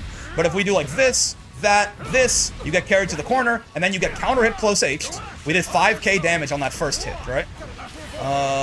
Something like this, and they had SSBA, so this is, the round to be going on for some amount of time. That's a 2-touch. Right? That is an honest-to-God 2-touch, okay? Barely, by the way. Barely, on the highest damage character in the game. That's a 2-touch. That was 17,000 damage in 2 hits on a 16,000 HP character. This was getting counter hits by a far H in neutral. Into, again, one of, like, the best confirm off a far H in the video game. Into getting counter hits by a close H, with them being below 30% HP. So, like, I can't teach you the defense if, like, you're not talking about the same game. I have to teach you the defense of the game that you're not playing. You're talking about a situation that doesn't exist, brother. right? Like, you're talking like, oh, this game is always, you know, get hit in neutral, get carried to corner, get 2-touch, game over, good game. It doesn't happen, man. What the fuck are you on about? I can't teach you the defense if you're not playing the video game. Right? If you are earnestly asking, right? If you are earnestly asking, first off, as stupid as you might think it is, Brave counter is ridiculously crazy anyway, right? Like, this is, right? Like, this is a safe on block plus 54 on hit guard cancel you can do 3 to 4 times a round. Whenever, right? That is incredibly hard to OS against realistically. So, that's a good start, for sure. There's also not a whole lot of actual, like 50-50s in this game. So like, just down back against a guy, their only options remaining are strike and throw. I don't know if you're at the level to be talking about delay tech, but like, you know, guessing, but like, you know, you could, if you're guessing between strike and throw, you know, taking the throw much more often, you gotta take less damage getting thrown than getting struck. How do I keep Vera or Beatrix out of my face that keeps going with no recovery on anything? Teach me since you're acting like I'm making it up. Okay, I mean, you're being hyperbolic, but I'm gonna use, I'll use Beatrix, right? One of the more belligerent rushdown characters in the entire game, right? No recovery on anything. This is Beatrix's best neutral skip. It's punishable on block, right? Down back, this, block it, and then you'll get a full combo on her. Cool? That's how you keep her out of your face. Otherwise, depends on what character you're playing. But like, if she's running at you, you can like stick out buttons, hold your space, you know, try to actually like do something. Don't just stand there and let her run into your face. And as well, if she's like jumping at you, you can anti-air her. It's not free, but like the idea that there's nothing you can do. I get careless about chat opinions, only listening to you. I do appreciate the advice. I mean, I'm not. It's okay. You came off very hyperbolic. I think is why people are being very reactionary to you. Because you came in saying something that was a little weird, and also you went, like, very extreme with it, right? But, like... Yeah, I don't fully understand what your point is, I guess. I don't get what your point is. Like, you're being very extreme, so I don't know... Because you're being so extreme, I don't know what you actually think, is my point, right? Like, do you really think there is nothing you can do to keep Beatrix out of your face? Like, do you think there's no counterplay at all built into the system or your character? Or do you think that it's so difficult to do that it's fundamentally impossible? Because if you're starting, like what I'm getting at when I say like you're making it up is, my point is, if you're starting from that standpoint, I can't talk to you, right? Like if you're starting from the idea that playing neutral is impossible, and there's nothing I can do, I can't talk to you. We can't have a conversation. What's this? What's this? Right, if you had like if you used your words a little bit more and you were like, hey, you know, Beatrix riding free, like this move is causing me a lot of trouble. I'm looking, I don't give a fuck about chat and it's frustrating to deal with them. I know I don't think it's impossible is why I'm not. Why do you keep saying you don't give a fuck about chat? I'm not, you're confusing, man. I'm not talking to you about chat, I'm talking to you. I'm asking you questions. No, I don't think it's impossible, that's why I'm asking. You kind of seemed to say that there was nothing you could do about it. But random side tangents are SPDs, counter hit punish, I guess, again, if you have, what do you say fuck me for? If you have like a more direct question, right? If you have like a more direct question, I can answer it for you. But if you're like, what the fuck do I do to keep Beatrix out of my face? That's kind of the same thing you do to keep every character out of your face, right? Either get in their face first, if that's what you really want to do, if you don't feel comfortable playing neutral, right? Or you can stick out like your mediums, you know, in anticipation to catch her doing something. Make sure you keep an eye out for her jumping, you know, anti-air her. If your character has a fireball, use that. Though be careful against Beatrix in particular because of riding free, but it's still not a bad option, right? You know, riding free loses to lows. Riding free loses to things that like scrape across the ground like this, right? Like if she does riding free and I do this, my far M is gonna go over it. If I do my 2M, it'll beat it, right? Like if you have like more direct questions, I am totally fine to answer them for you, but like you have to ask like you can't just be like this game has no defensive options, because that's like it's such a high level take and it's just objectively wrong that I don't know what you actually think. Like I know you're frustrated and you're just saying you're venting, right? But I can't give you advice if you're just venting complete bullshit, basically, right? Like if you have there are certain things that are hard to defend against in this game, If you have a question, I can try to answer it for you. But just being like, there's no way to defend yourself in this game, it's kind of crazy. Like, I can't say anything about that besides, I guess you must be like rage baiting, right? It's such a crazy take that I can't really, you know what I mean? So I hope, regardless though, I mean, that doesn't matter. You're here now. If specifically this move on Beatrix is causing you a lot of trouble because I hear you, Sarge coming off aggressive. That's fair, man. That's fair. If the question is like, you know, this move on Beatrix, this thing is really good, right? If this is causing you trouble, there's two things you can do, right? The quick versions like this, like light and heavy and stuff like that, they are either minus on block, so it's your turn after you block them. And for the heavy version, you can fully punish her, right? Like if you down back and like block this, like you're getting a full ass, you got like a full combo off of this shit, right? So like block it and punish. Though it is fast, you're gonna have to be like somewhat preemptive about it. Like sometimes it's gonna have to down back in neutral against Beatrix because this thing is so fast, you might not see it coming, right? So just down back in advance, and if she does it, you're good. And if she tries to like run at you because you're down backing too much, I feel like they get away with shit for a little effort, but thanks, I'll try it. This is like, I mean, again, you are picking an example of the character. Like, Beatrix is probably the most belligerent character in the video game, right? She has some of the best rushdown in the game. She has some of the best rushdown in the game, right? But there are still things you can do about it, right?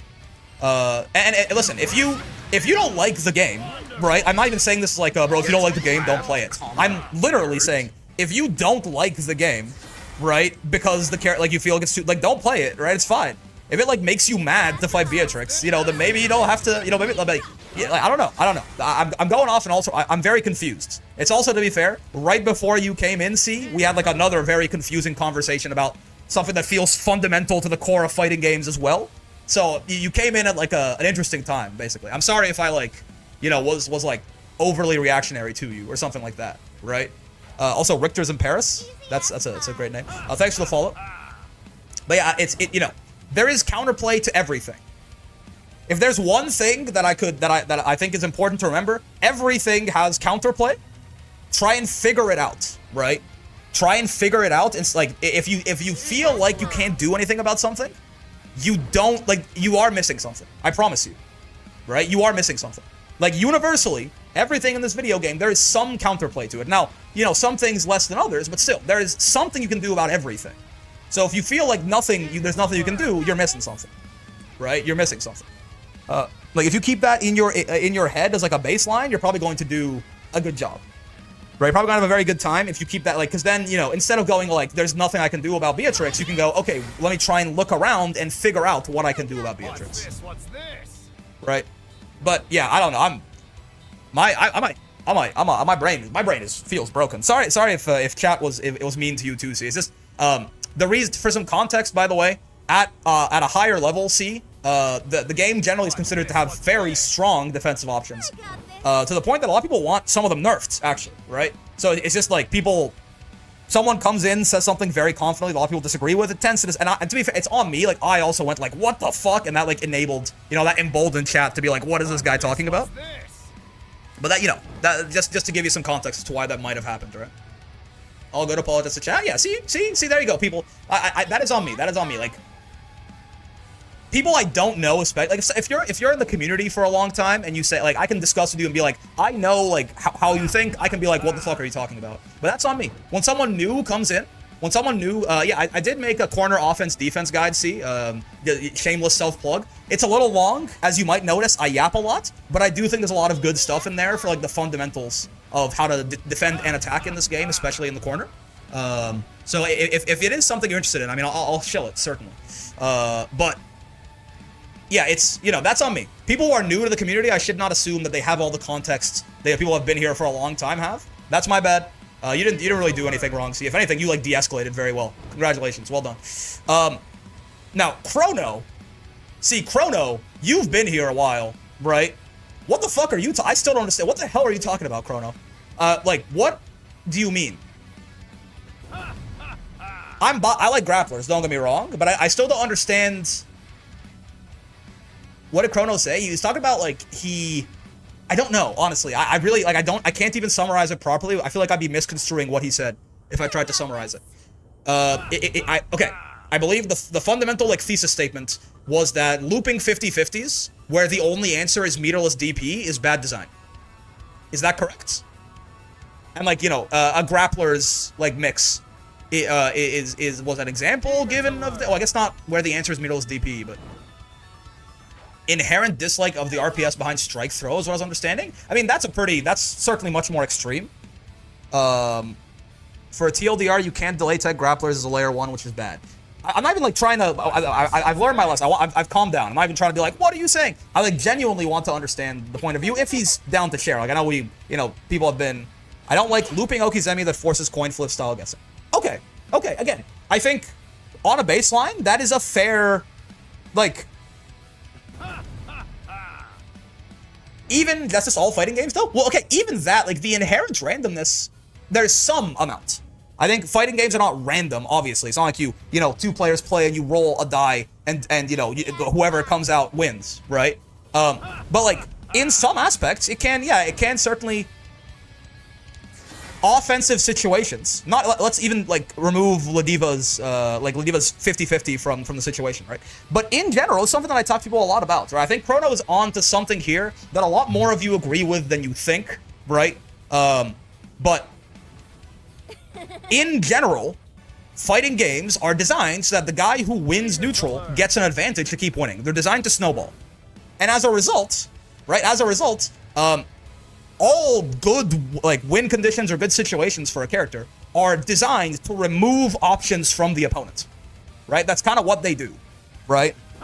Like they're designed to remove options from you, and the fewer options you have, the better it is. And you know, I think everyone can agree. We can find kind of, but in good design of mix-ups, they have unique counterplay that the mix-up character has to bait, which then forces them to drop the mix-ups or make it far easier to deal with. Right. We'll get to the details on that in a second, but just as a basic idea of like this, what Chrono is saying is not insane, because I think we all agree that past a certain point, if there's not like past a certain point of limiting your options, things are called broken, right? Like if you have Flame Carpet is a great example of this, right? Flame Carpet is for example, like again, not even talking about 50-50s, right? Because I think it's a microcosm of a larger thing. But something like Percy doing Flame Carpet from over here, right? One of the reasons people don't like this that much, and like, you know, people wanted it nerfed and they still want it nerfed again, is because this removes so many of your options, or not, if not removes them outright, makes them extremely bad to actually do, to the point that it feels like it's too far, right? So I think we all would agree that at some point, there's a line there where we would say, I want more options to deal with this thing. Right? What I'm reading this as is I think Chrono's line is just a little bit, I hate Flame Carpet more than I hate 50-50s. Yeah, I mean, Flame Carpet removes your options more than like Ladiva 50-50, for sure, right? So I'm using it as a more extreme example, right? So I think all it is Chrono's line, I think, is a little bit further up, right? He wants more options for the defender at all times, seemingly, right? It feels that way. Like, it feels like he wants it to be like, he doesn't want the offensive situation to ever simplify down to just like do this or this. But if you do A and I do C, it kills you. And if you do B, which beats C, but I do D, it kills you. Right? He doesn't like it simplifying down to that extent, which is a subjectively fair take. Right? I think that is a subjectively fair take. I think everyone's gonna draw that line somewhere, and if someone draws that line at like a looping 50-50, if defense had more options, what'll be the difference from being on offense and being in neutral, though? I mean, at the very least, reward is always gonna be different, right? Now, again, in general, I think I disagree with Chrono, but I do want to steel man his argument a little bit, right? But at the very least, being in the corner, the reward is going to be much higher. So it's still going to be a worse, even if you had neutral is for many reasons. One of the big reasons that's going to be universal in fighting games is that something across every single fighting game, across all of time, when you are in the corner, right? When you are in the corner, you can adjust your position and the guy in the corner can't. He can only walk towards you. So inherently, that's like, you can't, unless you remove the concept of a corner, that's always going to be a huge detriment to being in the corner that isn't there in neutral, right? As well, universally, generally in all fighting games, most of the roster is going to get their highest damage in the corner compared to in the mid-screen, right? So it's still going to be a worse situation for you. So I'm like, it's not like you can't make a functional fighting game where the defender still has lots and lots of valid options, right? Me personally, I actually think I enjoy games with stronger offense, usually, because I am always worried about a game where defense is not even too good, but like defense is good enough that it may, like, the game may be played as a wait and see simulator, right? This is as an extreme. I'm not saying that if Chrono gets what he wants, every fighting game turns into this, right? But I do think that, you know, for that reason, I am usually partial to games where offense is, you know, significantly stronger than defense, right? Versus, you know, risk and rewards, like vis-a-vis rather, risk and rewards. Like games where offensive risk is, you know, lower than defensive risk and offensive reward is higher than defensive reward. UL's mix least has the overhead of such high risk and low reward that can add some depth in terms of risk-reward decision making, but it's very one note. Yeah, like I can see. I mean, to be fair, the one weird part of Chrono's argument, in my opinion, and I don't think he even was necessarily focusing on this, but if anything, I feel like Grand Blue is one of the games where it's like, I guess it makes sense why Chrono plays Grand Blue, I guess. Because, yeah, Grand Blue is probably one of the fighting games that is the least like this in modern FGC. I'm not even saying that Chrono was saying this is a Grand Blue specific problem, right? But, like, you know, Strive and Street Fighter 6, I mean, I can't talk about Strive that much because I don't know as much about Strive, certainly. But Street Fighter 6, certainly, like, being in the corner is more of, like, a limiting. Everyone is kind of a grappler in Street Fighter 6. To an extent, right? And, you know, if you don't like throw loops, right? Probably I mean, I left Strive because I got so fucking sick of Johnny and Pop for this exact reason. Yeah, I mean, again, I'm not even saying, like, you're being inconsistent. I'm just saying, like, if you don't like Street Fighter 6 throw loops, part of you agrees with Chrono, right? Like, I do want to, again, because I think, you know, I want to, like, pull back the, like, chat tide of, like, what the fuck is this guy talking about that I kind of started in my defense, right? If you don't like throw loops, there's, like, on some level you are aligned here. It's just, again, you take, like, your line for where you would consider, like, it's gotten too simplified. It's just further than his, right? I don't think I agree with you, Chrono, right? I don't think I agree with you in that I don't think that the examples that you have picked, for example, something like Ladiva's 50-50, I don't think I agree that I have a problem with it as a, like, a piece of design. And the main reason, right? The main reason I think this is because, for me, you'll, by the way, you'll see this. I have never, ever, ever said anything but the fact that this win condition for Ladiva is extremely oppressive. Yes, there's, like, counterplay to it and things like that, but you are just, I've called this on multiple cases. I've referred to Ladiva as the skill eraser in the corner, right? It almost, there's, like, some fuzzy jumping stuff you can do and stuff like that, but by and large, it doesn't really matter how good you are if Ladiva has you in the corner, outside of how good you are at reading your opponents, right? Like, I just guessing better, right? So, I am fully on board, right? I am fully on board with the idea that this is an incredibly oppressive win condition. And it's, like, annoying. You think I like being in the corner against Ladiva? No. The reason I don't think that Ladiva is a badly designed character, a poorly designed character, is because this win condition really only exists in the way that it does in the corner. And while Ladiva has very good corner carry, it is really, like, there is a lot of counterplay for avoiding that situation, right? I think this is the one thing where, actually, I'm kind of in the middle. If you are, like, way too into this channel, this community, you might know what I'm about to mention here, but I'm kind of, like, in a middle ground. Chrono feels like he's on one side of the argument. If you remember Shatter Thine E-Key, a YouTube chatter, he's on the other side of this argument, where I feel like now I'm in the middle of the two of them. I often found myself pulling more in Chrono's direction when I'm talking to Shatter, but now when I'm talking to Chrono, I find myself pulling more in Shatter's direction. If you don't know who Shatter is, don't worry about it.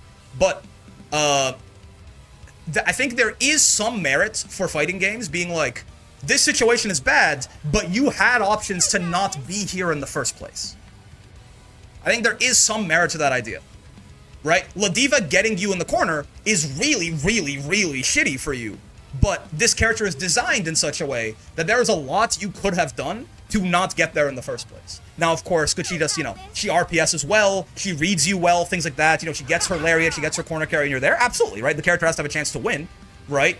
But there is, while there's not, if I'm to phrase my disagreement with Chrono here in a more eloquent way, I agree that there's not that much meaningful counterplay interesting counterplay in this situation. But I think that the reason that is still okay is because viewing the situation in isolation, I believe, is incorrect. This situation is very linear, right? It's very, yeah, flip a coin, motherfucker, flip a coin. You can't even brave counter the SPD, right? Like, flip a coin, right? But there was a lot you could have done here, and this is the counterplay to the SPD situation, if that makes sense. Whatever happened to Shadow Rammus's old school fighter takes, you know, it's okay. People come in and out. But this is the counterplay to that situation.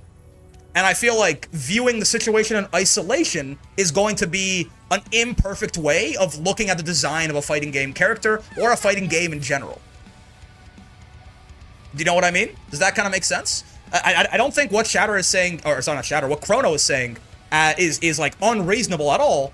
But to me, it feels like it's missing one little bit of perspective, right? That there is a lot of counterplay to Ladiva's SPD corner situation, and it's called, like, her having bad neutral, basically. Her having very risky neutral.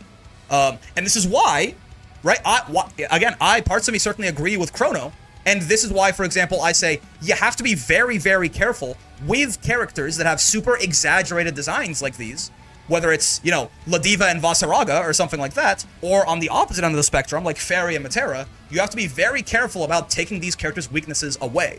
Right? Because what they do is they give them insanely strong win conditions where once you're in them, it's very hard to do anything about, right? But the point is that there should be some way to avoid that situation in the case of a grappler, or in the case of a zoner, it should be the case that if you do manage to get through that, then you are, you know, heavily advantaged to win now. Right? This is why, you know, arguments about, like, Matera having her defense being too good ring very true to me. Because the problem is Matera is a character where her zoning is insanely strong, and even if you get her in the corner, she's still pretty fucking solid. Her defense is not great, certainly, but for what she is, right, it could still, like, it's maybe a little too good.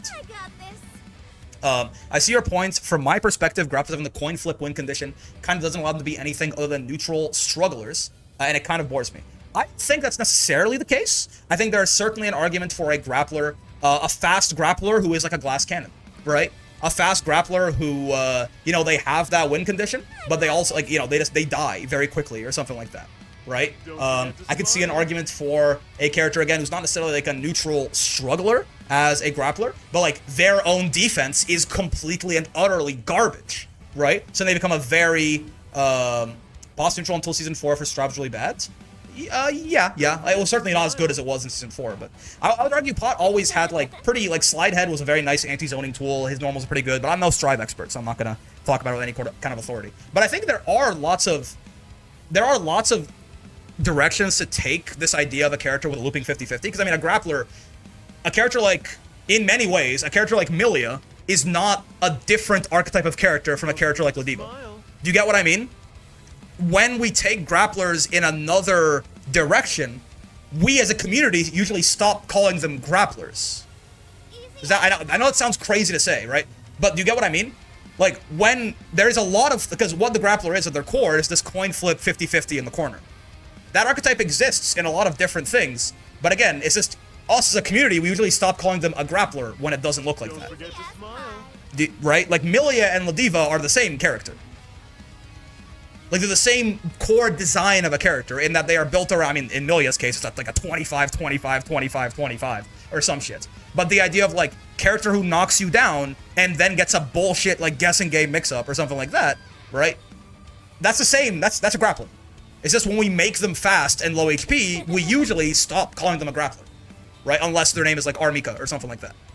So, again, I sort of disagree with the idea that, the archetype of a coin flip 50-50 character is limited to just a neutral struggler who's, like, big and slow. Now, very valid to be like, the grappler archetype in particular, I find, like, unfun to fight against or to play. Lots of people would say that, right? That's, again, the more extreme an archetype gets, the more people are going to have opinions on it. Why do you think everyone has such strong opinions about, like, Fairy and Matera? The more extreme an archetype gets away from Shoto, the more likely it is that it's not everyone's cup of tea. It's like specializing in for, like, my dumbass who enjoys playing big, slow, neutral struggler that's gonna kill you when I get you to the corner. So it's very valid to be like, I find it boring, but I don't think that the design is inherently limiting or anything like that. You know what I mean? But totally totally fair, I think, to say that, you know, it's subjectively boring to you to either play or fight big, slow, like neutral struggler that kills me when they get me to the corner. As a Grappler main, I can say we're really annoying to fight against from time to time. Yeah, and I mean, yeah, that kind of makes, but I think I disagree with a lot of, it's weird, Chrono. I think I disagree with a lot of the core of your points, but I see where you're coming from, you know? Wild Throw is more so a move designed to reward Soul for running offense, or uses mobility to suddenly get in your face. Yeah, again, my point is, when we take a character like Ladiva and make them smaller, and make them lower HP, and give them, like, you know, the same 50-50, but, you know, they die quicker, maybe they, like, they struggle in different areas. That is the same kind of character. We just stopped calling it a grappler. Don't forget to smile. But, I don't know. That's kind of where I'm at with it. I think I see where Chrono is coming from. I think you have you are contextualizing things in such a limited window that it, like, makes you, you know, like, it makes sense to you. But I think it's too narrow. If you're talking about it from, like, a design perspective, I do think you're wrong. You know what I mean? If you're talking about it from, like, a subjective, I don't like fighting this exact archetype of character or playing this exact archetype of character, then that's fair.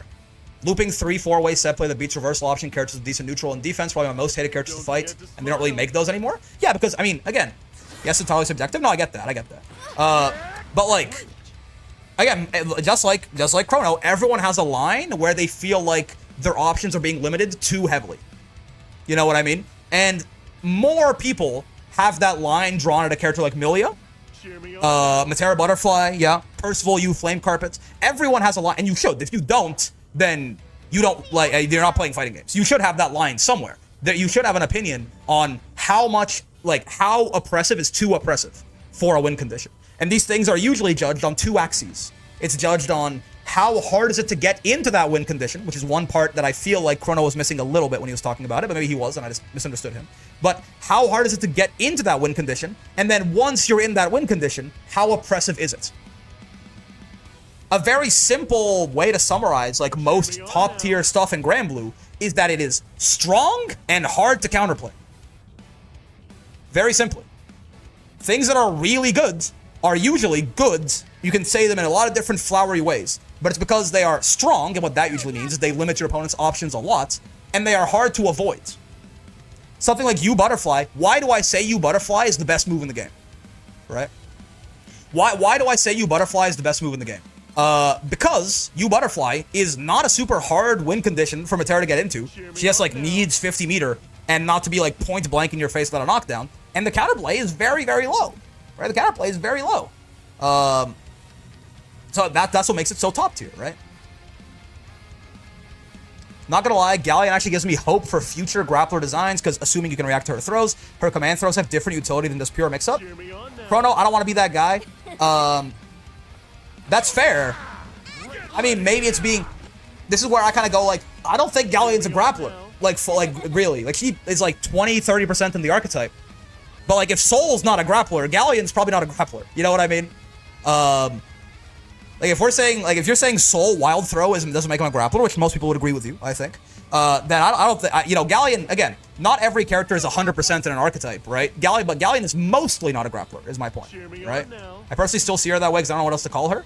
Yeah, I mean, Galleon, again, to me, Galleon is actually a mid-range. Like, Galleon is the exact same kind of character as Percival, as Catalina, as things like this, where in Grand Blue, at least, all of these characters are designed to have good buttons, beat you in neutral, carry you to the corner, and then once they get there, they have some kind of, like, crazy win condition they can put on you, right? Whether it's Percy Flame Carpet, or, I mean, Catalina just kind of having better buttons than you, and Grand Blue's on you to death alongside the 5U and lots of tricky stuff and things like that. As well as, and Galleon does the same thing with, you know, the Rock and the Command Grab and everything, right? I put her closer to Kag than Percy? Maybe, somewhere like that, Kag is, I mean, yeah, Kag is generally much more worthless without the traps than Galleon is. Like, okay, you know what, okay, you guys make, it's been too long since we've done this, okay? Again, archetypes, it's always funny, it's interesting, but it's always hard to discuss archetypes for characters, because, like, very few characters are, like, 100% of the way into an archetype, right? If we do a triangle like this, right? And this is not what the triangle usually looks like, but, you know, if we say this is grappler up here, right? This is mid-range, and, I mean, honestly, even separating set play and grappler feels very strange to me, because there's a very good argument you could make that grappler is a subset of set play, right? But, like, you know, if Ladiva is here, right? If Ladiva is 100% grappler, and Catalina is 100% mid-range, and Cagliostro is 100% set play, right? Galleon is probably somewhere like... I don't even know, man. She's like... here? Or something? Like, no.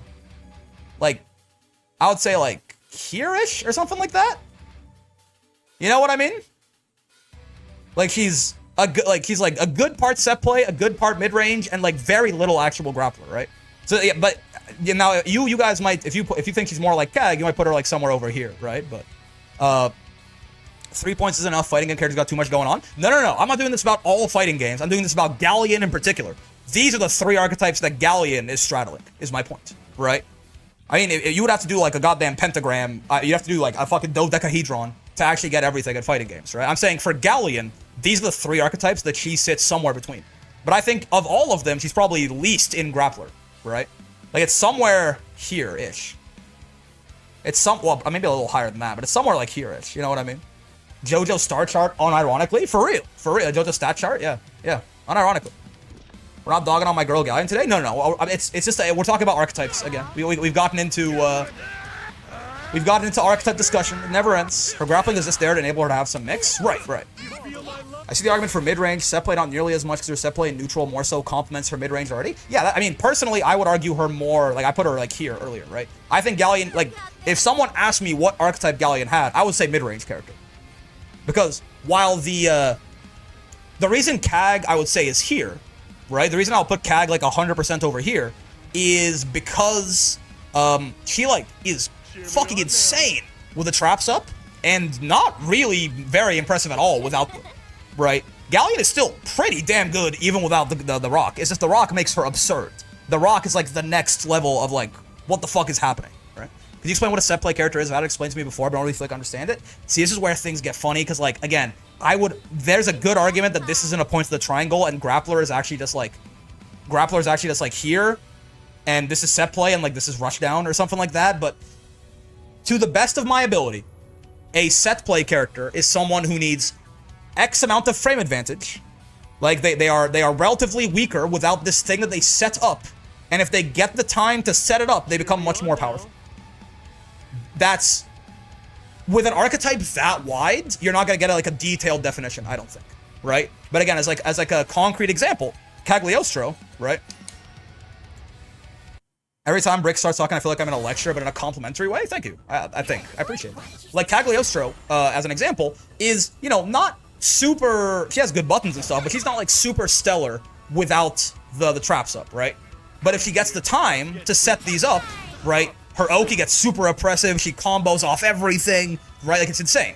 Like, he combos off her throw and her overhead, and, you know, it defends her in neutral and all this, right? So they set something up, and then once they have that thing set up, they, you know, their game plan gets going a lot more, right? Set play characters usually 2-step characters. Yes, you could zoom out even more because my God,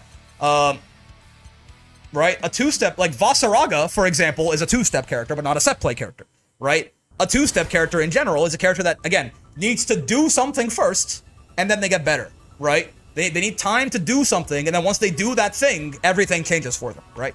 In Vasaraga's case, this is armor, right? Voss hits Soulforge, and then the game completely flips on its head. But I don't think most people would call Vasaraga a set play character.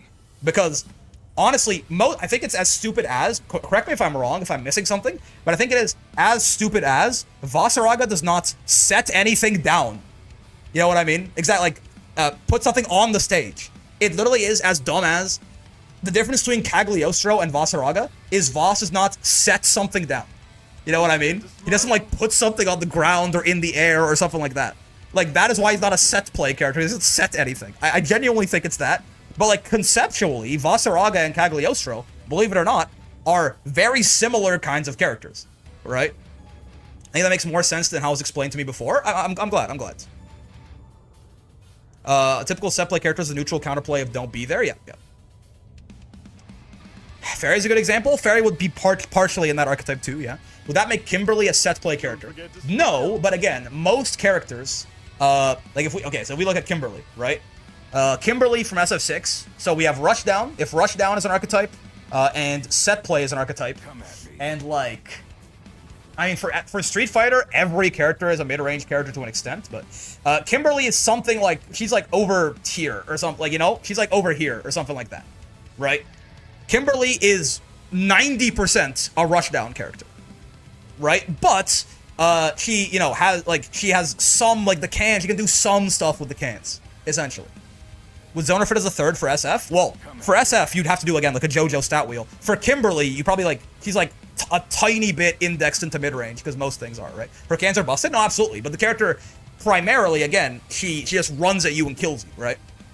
I guess with the buff, actually, of the cans, I know they buffed her cans in Season 3. She might have moved down a little bit more, right? She might have moved down a little bit more. JP would be the purely set play character in SF6? No, not really, because Zoners in set play, I will say. Zoner, set play, again, probably mid-range for JPs are really good buttons, right? Zoners in set play is like a very common, like, link to the hip archetype, right? JP probably is, like, somewhere here, though. Right? Or actually, honestly, the reason JP is so good is he's kind of, like, here. You know what I mean? Like, JP is, like, outside of the triangle. Like, he's a full zoner. He's, like, a fully indexed zoner with also, like, quite a good amount of set play to him, right? That's kind of the reason why he's so strong right now. Is he's kind of out here. Like, he's outside of the bounds of the triangle. You know? Like, he's like, a fully realized zoner with a lot of very strong set play to him, basically. He's in the 4th dimension. Stop praying for my grandpa. He's gotten too powerful. Like Grimnir with the seals? Grimnir would count as well, yeah. I think Grimnir would count as a set play, partially at least, right? Usually a big overlap with zoning and set play. Much easier to name a character that is a set play zoner than a character with a zoner with no set play. Yeah, I mean, think about it, right? Matera, Fairy, Vicala, they all fit. Eustace, right? Certainly, it's very uncommon for a zoner to just, like, be like, fully, I'm just shooting fireballs, right? Though, in a lot of cases, like Eustace, for example, they index, like, they don't go full zoner, full set play, right? Like, Eustace is actually much more so, like, over here, right? Like, Eustace is, like, half and half, sort of. Come, dear. So. Let's get to it. I think what makes a set play character actually qualify as a set play is they set something that actually restricts their opponent's movements. Maybe?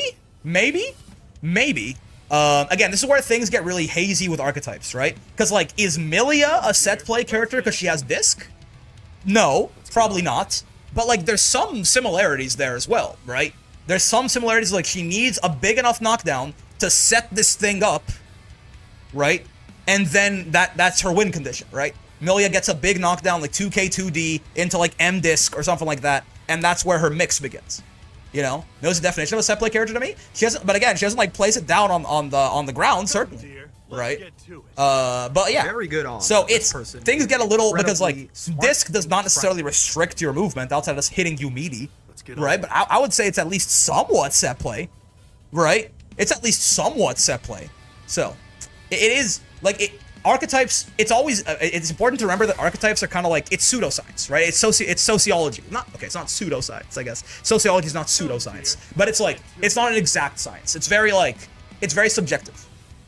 Usually everyone, like, in the sense that, like, things are not, we made all these terms up, right? We made all these terms up. Even if you want to go to the fighting game glossary, like infil.net, it's still, someone made that shit up, right? So at the end of the day, we use it as jargon so that we can communicate ideas to each other faster, right? Call those humanities? Yeah, it's a humanity. Exactly. It's like social sciences and stuff, right?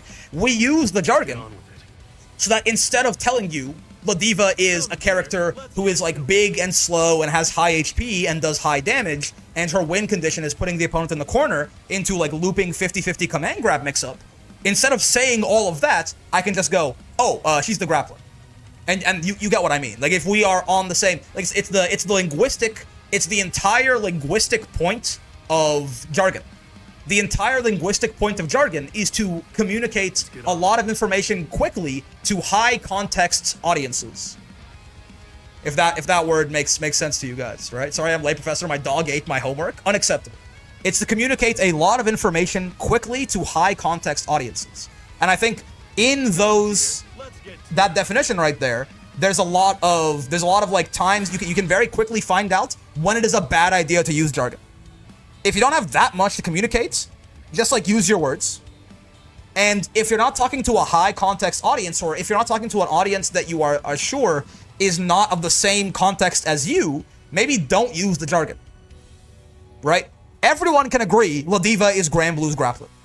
But if we start to talk about, what archetype does Eustace have, it probably gets a lot less, and this one's not even that, this one is not even like that nuanced, but like it gets a lot more, is he a set play character? Is he a zoner? Is he a rush down? Is he, what is he, right? What does Eustace, is he whatever, right? And in that case, this is where it might be better to go back to just using our words. The jargon here is going to hurt more than it's going to help. So this is where it might just be better to go back to using like regular English words. Eustace is a dog, and he ate my homework. It might be better to just go back to our words and say that, instead of saying, I think Eustace is a set play character, I can say, I think that, like, Grenade is, like, the best thing about Eustace. You know what I mean? It's just gonna be, it'll be a more productive conversation that way, usually. Now, it's fun to just debate archetypes. I just like talking about fighting games conceptually, right? I get into arguments with Eustace players about whether he's a zoner or not. Yeah, so I think, jargon fails. At some point, jargon fails, and we just need to go back to, like, describing things in detail. Jargon is very nice, but it's a heuristic, if you know what a heuristic is. It is basically the linguistic version of a heuristic. It's a linguistic shortcut that can work in a lot of situations, but if, you can also land in pitfalls where trying to take that shortcut kind of gets you killed. In more complicated cases like this, I think it's better to go back to discussing the character on their, like, actual, like, the bones and merits of them instead of using the jargon. Because people are not going to really agree on it, probably, right? Most Eustace players find him as an anti-zoner, but even then it's hard to say. Yeah. I didn't know what Una was for the majority of this game, and even now I don't. It gets really hard, because again, very few characters, with archetypes especially, very few characters. It's usually a label used for the optimal playstyle for that character, and sometimes the character doesn't have an optimal playstyle. Yeah, right?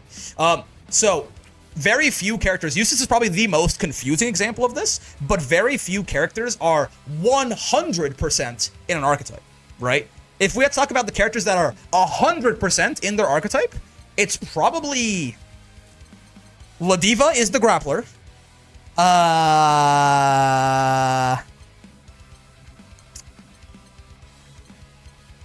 Seonx is the rushdown character?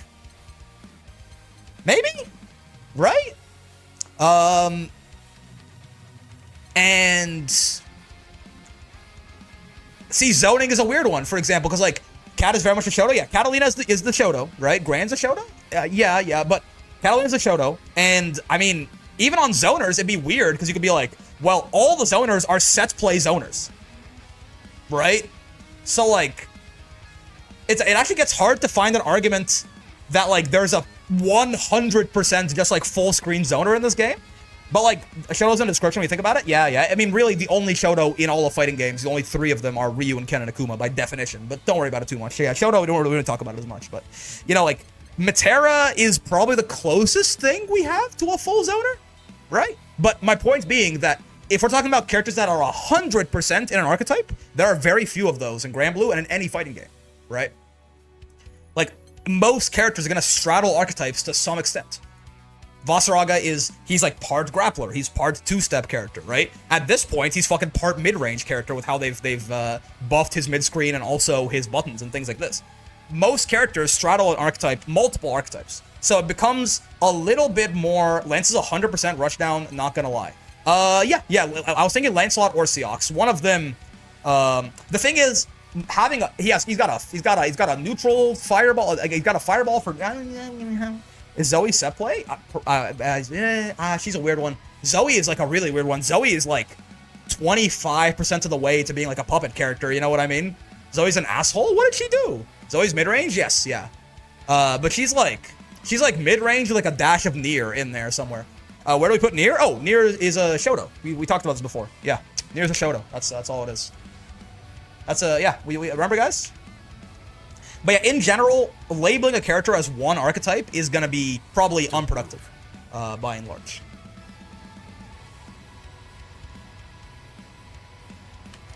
Right, so in like using your words is often going to be a better idea. Dude, that is nice, huh? The fact he just gets a launch off that now. Did he get close M after this? No, he has to get close L, huh? What if I delay it a bit? Yeah, looks like he has to get close L. Still nice for him to actually have a launch of some kind. Yeah. Without having to do the fuck-ass 5U bullshit. Lancelot is baby girl? Very true.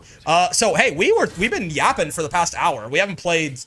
Is Lunalu a puppet character? Technically. That is sort of, if you think that you're playing Lunalu and not the character Lunalu gives you, then and that she is actually the one giving the inputs to your character, then like, yeah, right? You have to think about it as you are playing Lunalu, not the character that Lunalu is giving you, and that she is the one doing the inputs, not you. If you think about it that way, then she is like the most broken puppet character in fighting game history, probably. She's a puppet character. She's fucking, what's his name? She's fucking Sasori of the Red Sand, man. She's got 40 different puppets, and every single one of them is a god? It's crazy. It's crazy. DP, advancing combo move, fireball, Bubs is a Shoto. I have heard the term, like, boss Shoto used for characters like Avatar Belial and Bubs and stuff like that tend to have, like, really strong tools. Like, Shoto tools just, like, turned up to like, 11 as far as their specials and things like that. It's an interesting idea, certainly. Want to try to snipe, but I'm on Valheim my bud today. Oh, we're done. What is Lucy? Certainly, like, very, very mid-range character type guy. But I don't know what to count, like, a build-up character? A build-up character? Like, he's like a... I mean, Lucy, in a weird way, is like a really fucked up two-step character, but his step is, like, blade level. Snowball character? I like the idea of a snowball character, potentially. But then if that's an archetype, then Ladiva definitely fits in that too. I don't know. Average brick yap fest. I missed this. I'm glad. And you know what? This started off with us like... I think, you know what? We all learned a lesson today as a community. Thoughts? If someone is sharing an opinion that feels a little unorthodox, maybe we should like... Maybe, you know, maybe this white boy... I'm not, you know... Apparently, you know that? Apparently it's a thing. Apparently, like Arabs... I have no idea what fucking race I am. I'm not gonna lie to you. But, like, I was gonna make a joke of, like, white boys should sit down and listen. But, like, if someone has, like, an opinion that is, like, different to what the commonly accepted wisdom in the community might be, you know, maybe we, like, be like, hey, what do you mean by that? Instead of just being like, what the fuck, dude's rage baiting. Because I think I would rather, in the grand scheme of things, I think I would rather get rage baited a couple of times than just assume anyone who says something that feels outlandish to me is being a dick about it. You know what I mean? For a week there, every time someone said anything fucked up, I was like, oh, it's rage bait. But I just got bored of that, honestly. I like addressing ideas. Yes, and I think that, yeah, it's more welcoming if people are able to share ideas that guy came off a bit strong about it. Yeah, sure, but he's new, okay? He was new. The guy, C, was new. Chrono was being very rational the whole time, right? The second guy who was saying this game has no defensive options, it was a first-time shatter, right? It's more welcoming in general if people are allowed to, you know, phrase different opinions, even if they later change them. But you know, I think it's, you know, let's try to not get in the habit of Grant is a shonen, not a shota. You know, so true. Get in the habit of like hearing motherfuckers out, essentially. Grand Blue takes every character and says them through a fairly mild Shoto filter. Yeah. Gotta enjoy some constructive conversation. It's more fun. It's just more... I think it's more fun even if someone says something you disagree with about a fighting game, okay? Some people need to be punched in the face and shot. I'm radicalized, okay? But about a fighting game, aka something that doesn't really matter, if someone disagrees with you, it's just like... It's more interesting, I think, to talk through that idea and figure out, you know, why? Than to be like, fucking rage bait. Yeah, it's rage bait. That's fucking rage bait. Nice rage bait used to be believable. Right? It's anti-intellectualism at its core. Now, again, if someone is like, hey, I think this person should be, like, murdered for their personal identity or something, probably need to shoot that guy in the face. But for fighting games, it doesn't matter, right? It's like, I think it's more fun this way, certainly. The most important term I've learned is paper tiger bottom for Grand Blue. That's fair. That's fair. It's very important. You know, it's a very good term, certainly. But yeah, fellas, that is gonna do it for the stream. TY Professor. I don't know. I like talking about this shit too. I like talking about this shit. I don't know if it, maybe opening up the Microsoft Paint is what makes it come off as a lecture. But Very good odds. Richter's in Paris, by the way. Thank you for the smart prime and as well. attractive. Very, very, very funny name once again. Engage people with good faith? Yeah, at the end of the day, I would rather, you know, let 100 guilty men go free than hang an innocent man. I would rather get rage baited 50 times than let, like, one guy who was earnestly sharing an opinion get, you know, shit on for it. It just feels bad. Have a good evening, Brick. Yep. Try to be on next time. That's okay, Razzle. At least you still made it. It's not always nice to have you around, but if you don't got time, you don't got time. Speaking of shooting people for who they are, you heard Evo got bought by the EWC people. Crazy segue. We started the stream with that, and we're ending the stream with that. Yeah, it's worrying for sure. That's the Saudi money is going everywhere. Listen, I'm Arab. I can say it. Okay, I don't. At least, you know, the Saudi Arabian government. At least I'm not a very big fan of. I can tell you that for free. It's so Evover. Yeah. انا عربي، انا اقدر اتكلم، انا بكلمك، انا مصري، انا اقدر اقول انا ما بحبش السعوديه، مش موضوع، مش فكره عنصريه يعني، فما تخافش. I'm Arabic, okay? I can say it. It's not racism. I'm just not a big fan of the. No, to be fair, I'm not a big fan of most governments. Any government, maybe, but 30 on 30 on 30. But the Saudi one is certainly very interesting. That's how it goes. Does that one fan just crashing out over SNK characters and SF6 maybe out of points? I mean, Ronaldo is definitely one of the big ones. Right? Not a fan of the American government? Nope, very much no. But anyway, before this turns into I say a political stream. Everything's a little political if you think about it. Not caring about politics is sort of a privilege, right? Because for a lot of people, the politics is about them, so they can't really not afford to not care. But the point is, before we just get too deep into the weeds here, I do have to go. It's more so, you know, it's important to talk about politics and things like that, but it's time to end the stream, fellas. I have prior engagements. So, I will wish you a wonderful rest of your day, and I will end the stream on both sides here. The good part about having Ronaldo is that you can legally kick the POS in the groin. That's fair. Take care. Yep. See you, fellas. Have a wonderful rest of your night. Peace. Get grabbed.